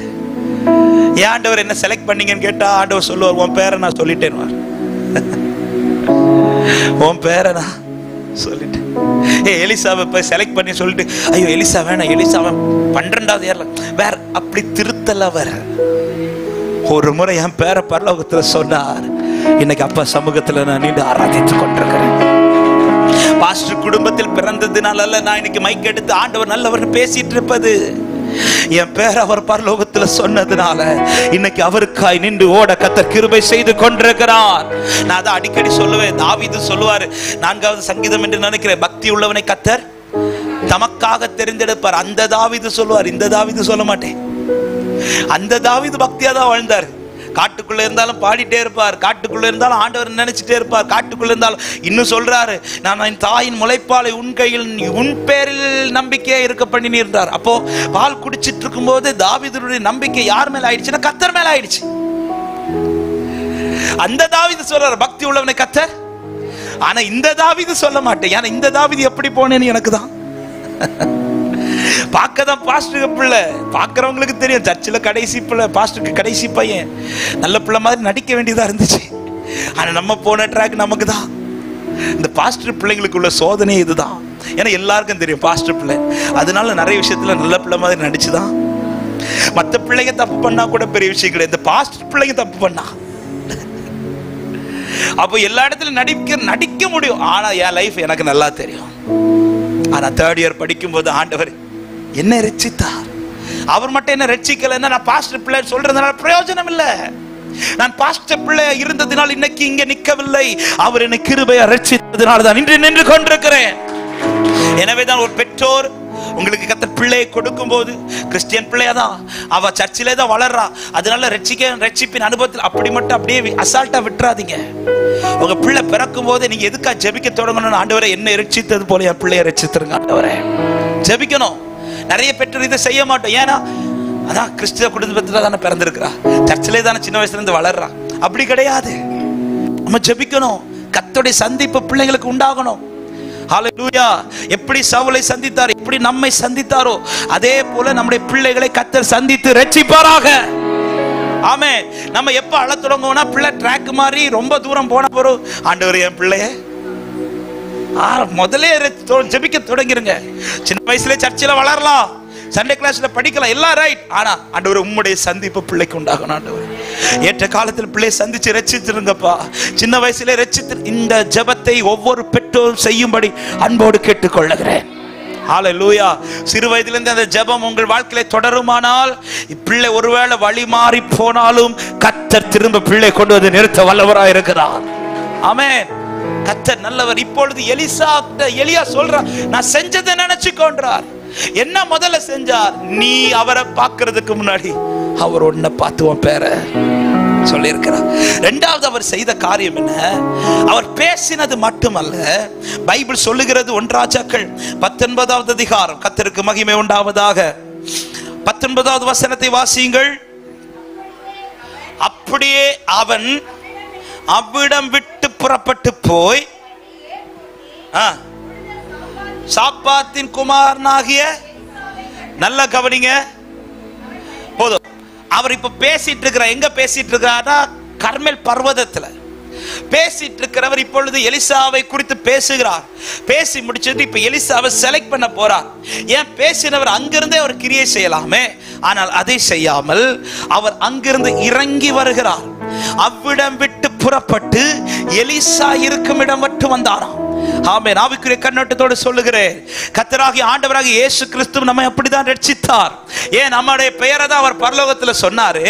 அங்க இருந்துட்டு அவர் ரட்சிப்பை கட்டளையிட்டு இருக்கலாமே, ஆனால் அவர் அப்படி செய்யவில்லை. ஏனால் அப்படி செய்தால் நம்மளால அவரிடத்தில் வர முடியாது என்று அவருக்கு நல்லாவே தெரியும். நானும் நீங்களும் இருந்தது சாதாரண குழியில் அல்ல, பயங்கரமான குழியில் இருந்தோம், உளையான சேற்றில் இருந்தோம். நம்மளால எழும்பி அவரிடத்தில் வர முடியாது என்று தெரிந்ததுனால அவர் அவ்விடத்திலிருந்து எனக்காக இவ்விடம் மட்டும் இறங்கி வந்தார். எத்தனை பேர் சொல்ல முடியும் 2000 ஆண்டுகளுக்கு முன்பாக எனக்காக தான் அவர் வந்தார்னு சொல்றவங்க ஆமென் என்று சொல்லுங்க பார்க்கலாம். ஹல்லேலூயா. பர்வதத்தில் இருந்த எலியா இப்பொழுது எலிசா இருக்கும் கீழே மட்டும் வரார். உன்னதத்தில் பிதாவின் வலது பார்சத்தில் இருந்தவர். ஆமென். சொல்லிருப்பார், டேவிட்டை செலக்ட் பண்ணணும்னா நீ கீழே போகணும். அவர் ஓகேன்ட்டார். ஓகேன்ட்டார். ஆமென். மேல இருந்து கீழே என்னை போல அவர் மாறி வருவது என்பது அவ்வளவு சாதாரணமான விஷயம் கிடையாது. அவ்வளவு தம்மை வெறுமையாக்கி அடிமையின் ரூபம் எடுத்து என்னை போல உங்களை போல ஒருவராய் அவர் இறங்கி வந்தார். அவர் வந்ததுனால இன்னைக்கு நாம் அவர் சமூகத்துல வந்திருக்கிறோம். கரத்தை உயர்த்தி ஆமென் சொல்லுங்க பார்க்கலாம். அவர் வந்து யாரை பார்க்கிறார்னா எலிசாவை பார்க்கிறார். அதான் பைபிள் சொல்லுகிறது, அவ்விடம் விட்டு புறப்பட்டு போய் எலிசாவை கண்டான். எலிசாவை பார்க்கிறான். நல்லா கவனிங்க, வேற யாரையும் பார்க்கல, யாரை செலக்ட் பண்ணணுமோ அவங்கள பார்க்கிறா. உங்க குடும்பத்தில் அநேகர் உண்டு, ஆனா நீங்க இன்னைக்கு இங்க இருக்க காரணம் எல்லாரையும் பார்ப்பதற்கு முன்பாக அவர் முதலாவது உங்களை பார்த்திருக்கிறார். எத்தனை பேர் சொல்ல முடியும், அவர் பார்த்ததுனால வந்திருக்கிறேன். அவன் இப்பொழுது பார்த்தவர், நல்லா கவனிங்க, இன்னும் எலிசா 12வது ஏரை ஓட்டி கொண்டிருக்கிறார். இப்பொழுது இவர் கரையில் நின்று எலிசாவை பார்க்கிறார். பார்த்தவர் என்ன செஞ்சிருக்கலாம்? எலிசாவை சத்தமிட்டு கூப்பிட்டு, எலிசாவே இங்க வா அப்படி சொல்லி கூப்பிட்டு இருக்கலாம். ஆனா அப்படி கூப்பிடாம பைபிள் சொல்லுது, எலிசா இருக்கும் இடம் மட்டும் போய் தன் சால்வையை விரிக்கிறான். வாசிங்கள் அந்த வசனத்தை, 19வது வசனம் மறுபடியும். அவன் 12ஆம் ஏரை ஓட்டி கொண்டிருந்தான். எலியா அவன் இருக்கும் இடம் மட்டும் போய், நல்ல கவனிங்க, எலியாவின் மேல இப்ப கரையே கிடையாது, எலியாவின் மேல அழுக்கு கிடையாது. எலிசா இப்பொழுது 12வது ஏர் ஓட்டிட்டு இருக்கிறார். அப்ப எலிசா 12வது ஏர் ஓட்டுறாருன்னா அதுக்கு முன்னாடி எத்தனை ஏர் ஓட்டப்பட்டிருக்கு? 11 ஏர். இந்த 11 ஏரை தாண்டி போய் எலிசாவை செலக்ட் பண்ணணும்னா எலியாவின் மேல என்ன படும்? கரை படும், அந்த சேறு படும், அழுக்கு படும். அப்ப எலியா என்ன செய்திருக்கலாம்? அங்க இருக்கிற எலிசாவே நீ இங்க வான்னு சொல்லி இருக்கலாம். ஆனால் அப்படி சொல்லாம இந்த எலியா தனக்கு கரைப்பட்டாலும் பரவாயில்ல, எனக்கு எலிசா தான் தேவைன்னு சொல்லி கிட்ட போய் தன் சால்வை விரிக்கிறார். இதைதான் ஆண்டவராகிய இயேசு கிறிஸ்துவும் எனக்கு செய்தார். அவர் அங்கிருந்து இங்க இறங்கி வந்தா, எனக்காக இறங்கி வந்ததுனால என் மேல் இருந்த பாவ கரைகள் அவர் மேல் சுமத்தப்பட்டது, என் மேல் இருந்த அக்கிரமங்கள் அவர் மேல் சுமத்தப்பட்டது. அப்படி சுமத்தப்பட்டாலும் பரவாயில்ல, எனக்கு என் பிள்ளை தேவைன்னு அவர் அதை தெரிந்து கொண்டதுனால்தான் இன்று நான் அவர் சமூகத்தில் நின்று கொண்டிருக்கிறேன். ஹல்லேலூயா. சேறுபட்டதை பெருசா பார்க்கல, தன் மேல் அழுக்கு படுறத பெருசா பார்க்கல, சால்வை விரிக்கிறார். ஆமென். முதல்ல பேசுகிறார், அப்புறம் பார்க்கிறார், அப்புறம் வந்து செலக்ட் பண்றார். ஆனா செலக்ட் பண்ணும்போது என்ன செய்கிறார்? இந்த வார்த்தை நல்லா கவனிங்க. 11 ஏரை தாண்டி 12வது ஏர்ல இருக்கிற எலிசாவை செலக்ட் பண்றார். அன்பு தேவ ஜனமே, கடந்த நாள் கர்த்தர் என்னோட இடைப்பட்ட வார்த்தை என்கிட்ட இப்படி பேசினார். வேற ஆள் இல்லாததினால் அல்ல உன்னை செலக்ட் பண்ணது. நீ இருக்கிற இடத்துல வேற பர்சனை கொண்டு வந்து அல்லது வேற ஆளை கொண்டு வந்து உட்கார வைக்கிறதற்கு வேற ஆள் இல்லாததினால் அல்ல உன்னை நான் செலக்ட் பண்ணது. எலிசாவே, நீ 12வது ஏற ஓட்டிட்டு இருக்கிற, உனக்கு முன்னாடி 11 ஏற ஓட்டுறவங்க இருக்கிறாங்க. 12வதுல இருக்கிறவனை போய் செலக்ட் பண்றதை விட 1வது இருக்கிறவனை செலக்ட் பண்றது ஈஸி. ஆனா இந்த 12வது இருக்கிறவனை செலக்ட் பண்றதுக்காக இந்த எலியா என்ன செய்யறார்னா 11 ஏற தள்ளுறார். அதுதான் பைபிள் சொல்லுகிறது, விழுந்தவர்களிடத்துல கண்டிப்பையும் உன்னிடத்துல தயவையும் கர்த்தர் காட்டியிருக்கிறார். இந்த வார்த்தையை சபைக்கு எச்சரிப்பா சொல்றேன். நான் இன்னைக்கு இந்த இடத்துல இருந்து ஆராதிக்கிறேனே, நான் இல்லனா வேற ஆளே இந்த இடத்துல கிடையாதுன்னு கிடையாது. இன்னும் இந்த குளச்சல் ஆயிரக்கணக்கு ஜனங்கள் உண்டு, இன்னும் இந்த பட்டணத்தில் கோடிக்கணக்கு ஜனங்கள் உண்டு. நீ இல்லாத இடத்துல இன்னொருவனை கொண்டு வந்து நிறுத்த என் தேவன் வல்லமை உள்ளவர்தான். ஆனால் அவர்களை நிறுத்தாமல் உன்னை நிறுத்தி வைத்திருக்கிறார் என்றால் இது தேவன் உனக்கு பாராட்டின தயவு. எலியா தான் சொல்ற, நான் உனக்கு செய்ததை நினைத்துக் கொள்றான். என்ன எலியா செய்தீர்? 11 பேரை தள்ளி 12வது ஒன்னு செலக்ட் பண்ணிருக்கிறேன். ஏங்க, தாவீதை தான் கர்த்தர் செலக்ட் பண்ண போறார்ல, தாவீதின் மேலதான் அபிஷேகத்தை ஊட்ட போறார். சாமுவேல்ட்ட வீட்ல இருந்தே சொல்லிருக்கலாமே, நீ டைரக்டா காட்டுக்குள்ள போ, காட்டுக்குள்ள போய் நிற்கிற தாவீதின் மேல அபிஷேகத்தை ஊற்றி சொல்லிருக்கலாமே. கர்த்தர் அதை செய்யவில்லை. திடீர்னு சாமுவேலை கூப்பிட்டு சொல்ற, ஓடி ஈசாய் வீட்டுக்கு போன்றார். எதுக்கான்? நீ போ, அங்க ஒருத்தனை நான் செலக்ட் பண்ணுவேன்றார். அங்க போய் இப்போ 7 பேரை கொண்டு வந்து அப்பா நிறுத்துறாரு. 8வது ஒருத்தனை நிறுத்தல. அவனை ஞாபகத்திலே கொண்டு வரல தகப்பன். ஏன்னா அவனை குறித்து தகப்பனுக்கு அவ்வளோ நம்பிக்கை, அவனை கண்டிப்பா கர்த்தர் செலக்ட் பண்ணவே மாட்டார். ஏன்னா தகுதி உள்ள 7 பேர் இருக்கிறான். இப்ப 7 பேரை ஏங்க 7 பேரை நிறுத்தாம டைரக்டா ஆண்டவர் சவுல் அப்படிதானே அபிஷேகம் பண்ணார். நாளைக்கு இப்படி ஒருத்தன் வருவான், ஒருத்தனை நான் கூட்டிட்டு வருவேன், அவனை நீ அபிஷேகம் டைரக்டா சொன்னார். ஆனா தாவீதை குறித்து அப்படி சொல்லல.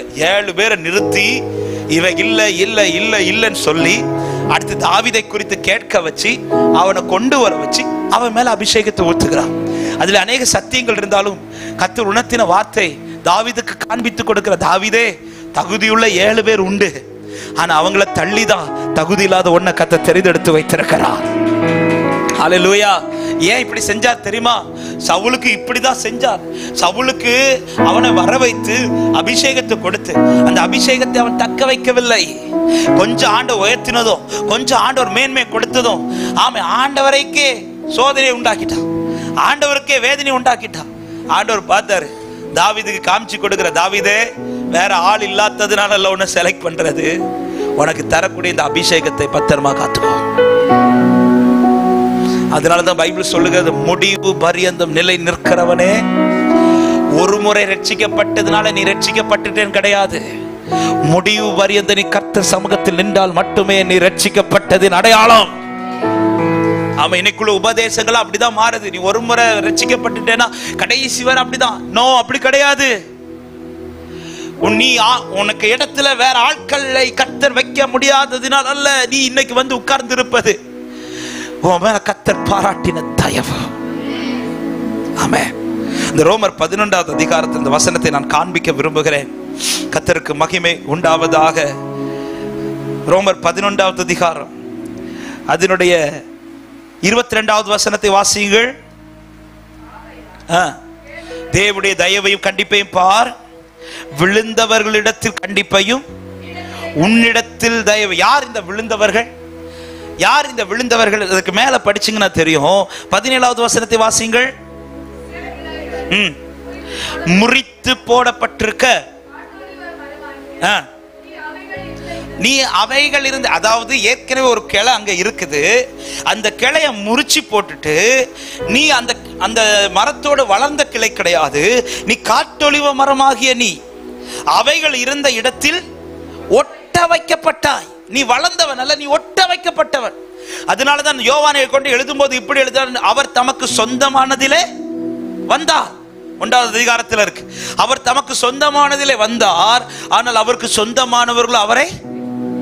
அதனால அந்த பாக்கியம் யாருக்கு கிடைச்சுனா, புறஜாதிகளா இருந்த நமக்கு அந்த பாக்கியத்தை கர்த்தர் தந்தார். அந்த வசனத்தை படிக்கும் போதுல நான் இப்படி படிப்பேன், அவர் தமக்கு சொந்தமானதிலே வந்தால் அவருக்கு சொந்தமானவர்கள் அவரை ஏற்றுக்கொள்ள அவர் விடல. அவர் விட்டிருந்திருப்பார்னா இன்னைக்கு இந்த கூட்டம் இங்க வந்திருக்காது. அவர் விடாததுனால ஒன்றுக்கு முதவாத நம்மளை கொண்டு வந்து உட்கார வச்சு ஆராதிச்சிட்டு இருக்கிறார். அதுதான் இங்க வேதம் சொல்லுகிறது. கிளைகளை முறித்து எங்கேயோ கிடந்த ஒன்ன அவர் எடுத்து ஒட்டி வச்சிருக்கிறார். ஏங்க, ஒட்ட வச்ச கிளைய தட்டி விடுறது ஈஸியா, கூடவே வளர்ந்த கிளைய வெட்டி விடுறது ஈஸியா? இதெல்லாம் ஜாக்கிரதை. ஒட்ட வச்சதை இப்படி தட்டுனா விழுந்துடும், ஆனா கூட வளர்ந்த கிளைய முறிக்கிறது கஷ்டம். எவ்வளவு ரிஸ்க் எடுத்து நம்மள ஒட்ட வச்சார் தெரியுமா?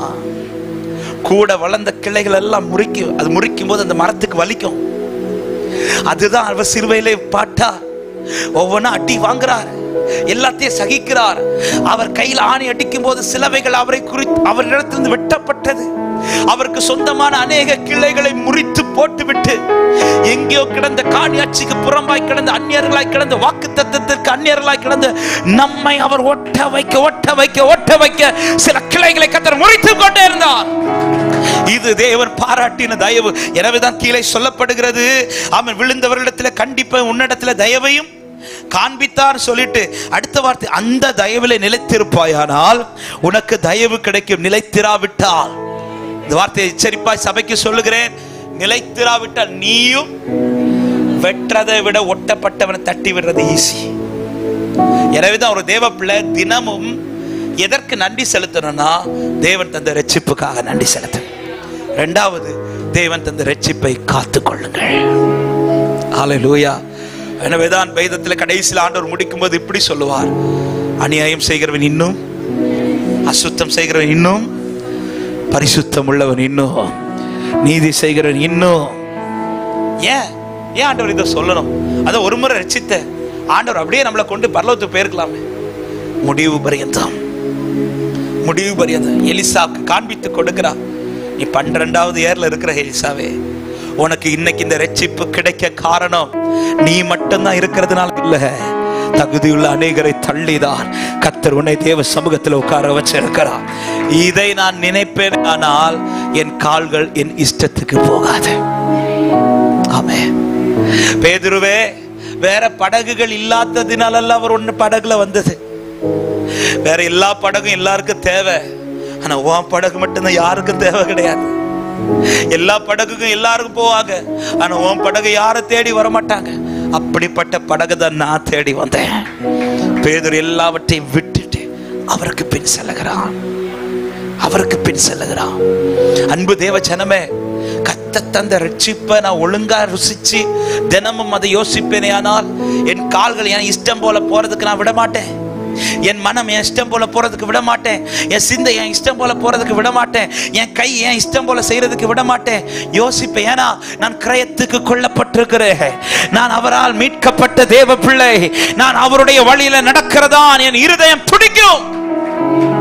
இதெல்லாம் செஞ்சு அவன் மேல என்ன விரிக்கிறார்னா சால்வை விரிக்கிறார். எந்த சால்வை விரித்தா? யாருடையோ சால்வை விரிக்கல.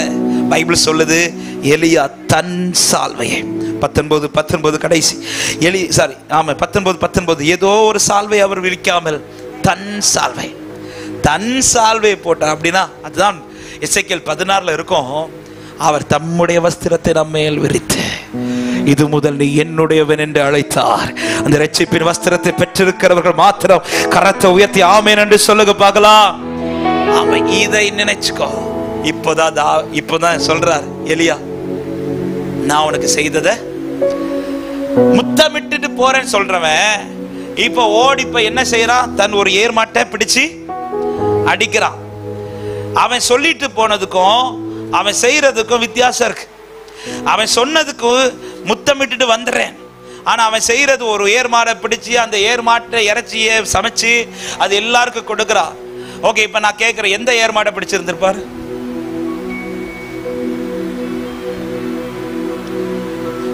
இதுக்கு உங்களுக்கு பதில் தெரியாதுன்னு எனக்கு நல்லாவே. எந்த ஏர்மாடை பிடிச்சிருந்துப்பா? அவன் எந்த ஏர்மாடை ஓட்டினானோ அதானே பிடிச்சிருப்பான். வேற ஒருத்தருக்கு மாட்டை பிடிச்சா அவனுக்கு அதுக்கு பேர். ஒரு ஏர்மாடை பிடிச்சுன்னா ஓடி போய் என்ன செஞ்சிருப்பான்? அவன் எதை ஓட்டிட்டு இருக்கிறானோ அதை பிடிச்சு அடிக்கிறான். அப்படின்னா அடையாளம் என்ன? ஏன் முத்தமிட போனவன் தானே, முத்தமிட்டு வரலாமே, ஏன் அதை பிடிச்சு அடிச்சு சமைச்சு எல்லாரும் கொடுக்குறான்? அவரோட டிசிஷன் எடுத்துனா என்ன டிசிஷன் தெரியுமா? இனி நான் திரும்ப இந்த வாழ்க்கைக்கு வரக்கூடாது. அவர் செய்ததை, அதாவது முத்தமிட்டு வாரன்னு சொல்லும் போது எலியா சொல்ல நான் செஞ்சதை நினைச்சுக்கொன்னதும் அவன் டிசிஷன் எடுக்கிறான். என்ன டிசிஷன்? இனி என் பழைய வாழ்க்கை தொடரக்கூடாது, இனி என் பழைய பாவம் தொடரக்கூடாது, இனி என் இஷ்டம் போல நான் திரும்ப போகக்கூடாது. அதனால என்ன பண்றான்? ஏர்மாட்டம் இருந்தா பிரச்சனை, நான் திரும்ப வர்றதுக்கு வாய்ப்பு இருக்கு. பேதுரு ஒரு தப்பு என்ன பண்ணிட்டார்னா, அந்த படகையும் வலையும் யார் கையிலையாவது அப்படி கொடுத்துட்டு வந்திருந்தா கூட பிரச்சனை இல்லை, விட்டுட்டு தான் வரார். எங்க வீட்டுல விட்டுட்டு வரார். அதனாலதான் இயேசு இப்ப மரித்த பிறகு பாக்குறார் என்ன செய்யலாம். அதான் வீட்டுலதான் படகும் வலையும். எலிசா அப்படி கிடையாது. எலிசா உடனே தீர்மானிக்கிறா, இந்த ஏர்மாடு இருந்தா ஒருவேளை ஏதாவது பிரச்சனை வந்து நம்ம திரும்ப வர்றதுக்கு வாய்ப்பு. அதனால அதே ஏர்மாட்டை பிடிச்சு அடிச்சு எல்லாருக்கும் சாப்பாடு கொடுத்துட்டு, இனி நான் ஏன் இஷ்டம் போல அவர் சித்தப்படி. அந்த வழி அருகே இருந்த குருடன் இயேசு வான்னு சொன்னதும் அந்த வசனம் நீங்க வீட்டுல போய் படிங்க, 10வது அதிகாரத்தை மார்க்ல. அவன் தன் மேல் வஸ்திரத்தை எரிந்து விட்டு எழுந்தான். ஆண்டவர் வான் தான், இன்னும் கண்ணு திறக்கல, அவர் அற்புதம் இன்னும் செய்யல. ஆனா அவர் கூப்பிட்டது அவன் என்ன செய்யறான்? தன் மேல் வஸ்திரத்தை, ஏன் மேல் வஸ்திரத்தை எரியறானா? அவனுக்கு அவ்வளவு நம்பிக்கை, இனி இந்த வாழ்க்கைக்கு வர தேவை இல்ல, இனி நான் இந்த வஸ்திரத்தை எடுக்க மாட்டேன், எரிஞ்சிட்டு வரான். ஆண்டவர் உடனே தான் வந்தோட சொல்றார், உன் விசுவாசம் உன்னை ரட்சித்தது, நீ போலாம் அப்படின்றாரு. என்ன ஃபெய்த் பாரு, எல்லாத்தையும் தூக்கி எரிஞ்சிட்டு, இனி என் பழைய வாழ்க்கை எனக்கு தேவை கிடையாது, எனக்கு கர்த்தருக்காய் எழுந்து வாரான். அவன் கண்கள் திறக்கப்பட்டது, அவன் வழியில இயேசுவுக்கு பின் செல்கிறான். ஹல்லேலூயா. இயேசு செய்ததை நினைக்கிறவன், அவருடைய ரட்சிப்பை நினைக்கிறவனுக்கு தன் பழைய வாழ்க்கையில போக முடியாது. அவன் பரிசுத்தருக்காய் வாழ துவங்குவான். அன்பு சபையே, கர்த்தர் உங்களுக்கு செய்ததை நினைத்து பாருங்கள். ஆமென். அவர் செய்ததை நினைச்சா நீங்க உங்க இஷ்டம் போல போக மாட்டீங்க. திரும்ப ஒரே கேள்வி வைத்து நான் செபிக்கிறேன், இன்னைக்கு எந்த வழியில நடக்கிறோம்? தாவீது சொல்லுகிறார், என் கால்கள் வழுவாதபடிக்கு என் நடைகள் உமது வழிகளில் ஸ்திரப்படுத்தின ஆண்டவரே. எல்லாரும் கண்களை மூடி நாம் செபிக்க போகிறோம். ஆண்டவரே, இந்த வார்த்தையின்படி என்னை உம்முடைய வழியில் நடத்துங்கன்னு சொல்ல விரும்புகிறவங்க முடிந்தவர்கள் முழங்கார் படியிட்டு கண்களை மூடி ஒரு 5 நிமிடங்களை நான் செபித்து முடிக்கிறேன். எல்லாரும் கண்களை மூடி, நான் உனக்கு செய்ததை நினைத்துக்கொள், நான் உனக்கு செய்ததை நினைத்துக்கொள். ஹல்லேலூயா. அவர் செய்ததை நினைக்கிறவன் அவர் வழியில் நடக்க துவங்குவான். மீண்டும் பழைய வாழ்க்கைக்கு போக மாட்டான், பாவ வாழ்க்கைக்கு போக மாட்டான், தன் இஷ்டம் போல போக மாட்டான். என்ன செய்ய சித்த வைத்திருக்கிறாரோ, எந்த வழியில நடப்பது என் தேவனுக்கு பிரியமோ அந்த வழியில நடக்க அவன் கால்கள் துடிக்கும். எல்லாரும் கண்களை மூடி உங்கள் இருதயத்திலிருந்து ஒரு சில நிமிடங்கள் ஆண்டவரே இந்த ஒரு ஜெபத்தை மாத்திரம் ஏறெடுத்து நான் முடிக்க விரும்புகிறேன். ஆண்டவரே, என் இஷ்டம் போல நடக்க வேணாம்பா, உங்க சித்தப்படி நடக்க என்னை அர்ப்பணிக்கிறேன் என்று விட்டு கொடுக்க விரும்புகிறவர்கள் எல்லா தேவ பிள்ளைகளும் கண்களை மூடி ஸ்தோத்திரத்தோடு உன்னை தெரிந்தெடுத்ததை நினைத்துப்பா. வேற ஆள் இல்லாததினால் அல்ல சகோதரா, வேற ஆள் இல்லாததினால அல்ல சகோதரி. உன் குடும்பத்தில் எத்தனையோ பக்தி உள்ளவர்கள் இருக்கிறார்கள். உன் குடும்பத்தில் எத்தனையோ நல்லவர்கள் இருக்கிறார்கள். உன் குடும்பத்தில் எத்தனையோ ஆமென் பரிசுத்தவான்கள் இருக்கிறார்கள். ஆனால் அவர்கள் எல்லாம் கர்த்தர் தெரிந்தெடுக்காம, யாருக்கு வேண்டாத உன்னை கர்த்தர் தெரிந்தெடுத்து, உன்னை மீட்டெடுத்து, அவரை அப்பா என்று அழைக்கும் பாக்கியத்தை உனக்கு கர்த்தர் கொடுத்து உன்னை இம்மட்டும் நடத்துகிறார் என்றால் நீ எப்படி உன் இஷ்டத்துக்கு போக மனது வருகிறது? ஆண்டவர்கிட்ட சொல்லுங்க, ஆண்டவரே என் வழியில் நடக்க வேணாப்பா, உம்முடைய வழியில நடக்க எனக்கு கிருபை தருவீராக. எனக்கு கிருபை தாருங்கப்பா. லகாரபால ஹந்தல ரிகாபோ ஷாதல ரியாதல ரபோ லிகாரபால பௌதரியாதரியா ஷியகதரியாதர அப்படியே அர்ப்பணித்து விட்டு கொடுங்க. ஈசாக்கை போல அந்த பலிபீடத்தில் என் சித்தம் வேணாம், உம்முடைய சித்தத்துக்கு அர்ப்பணிக்கிறேன் என்று விட்டு கொடு சகோதர சகோதரி. பரலோகத்தின் நன்மைகள் உண்மையில்தான், பரலோகத்தின் ஆசீர்வாதங்கள் உனக்காக தான். கர்த்தர் உனக்காக தான் எழுந்தருளுவார். உன் வாழ்க்கையில கர்த்தர் கிரியை செய்வார். உன் கண்கள் அதிசயத்தை காண பண்ணுவார். உன் வாழ்க்கையில கர்த்தருடைய மகிமை வெளிப்பட்டு கொண்டிருக்கும். ஹalleluya. இஸ்மவேல் தன் இஷ்டம் போல வளர்ந்தவன், ஈசாக்கு அவர் இஷ்டத்தின்படி வளர்ந்தவன். தன் இஷ்டம் போல வளர்ந்த இஸ்மவேல் வாழ்க்கை ஆமென் அது நாசமாய் போனது. ஆனால் அவர் இஷ்டப்படி தன்னை அர்ப்பணித்த ஈசாக்கின் வாழ்க்கை அதுதான் வாக்குத்தத்தத்தின் சந்ததியாய் ஆசீர்வதிக்கப்பட்டது. லக்கார் நீங்களா இஸ்மவேலை போல அழைக்கப்பட்டவர்கள் அல்ல, நீங்கள் ஈசாக்கை போல வாக்குத்தத்தத்து பிள்ளைகளாய் அழைக்கப்பட்டவர்கள். எத்தனை பேர் அர்ப்பணிக்கிறீங்க? என்னை விட்டு கொடுக்கிறப்பா, இனி என் பழைய வாழ்க்கையின்படி அல்ல, என் வழியில் அல்ல, உம்முடைய வழியில் நடக்க எனக்கு கிருபை தாரும் என்று சொல்றவங்க மாத்திரம் உங்க வலது கரத்தை உயர்த்தி, நீ அலைந்தது போதும், இனி நீ அலையக்கூடாது, இனி நீ அலைந்து திரியக்கூடாது. ஆகாரை போல நீ அலையாதே, உனக்கான வழியில நின்னு பாரு. உனக்காய் துறவு ஏற்கனவே ஆயத்தப்படுத்தப்பட்டிருக்கிறது. சபையே, நீ ஏன் அலைந்து கொண்டிருக்கிறாய்? உன் வழியில போறதுனால தான் அலையிற. ஹalleluya. உன் வழியில போறதுனால யாக்கோபு சொல்லுகிறார், நான் போகிற வழியில நீங்க என் கூட இருக்கணும், நான் செய்யறதுல நீங்க எனக்கு உதவி செய்யணும். அதனால 20 வருஷத்துக்கு மேல மாமனார் வீட்டுல அவ்வளவு கஷ்டப்படுறான். அவர் வழியில நடப்பதற்கு பதிலாக என் வழியில் நான் நடக்கப்பேனே ஆனால் அநேக துன்பங்களையும் அநேக அலைச்சல்களையும் நான் பார்க்க வேண்டியது இருக்கும். சபையே, அவர் வழியில் நடந்து பார். உன்னை அதிகம் அலைய விட மாட்டார், உன்னை அதிகம் அலைய விட மாட்டார்.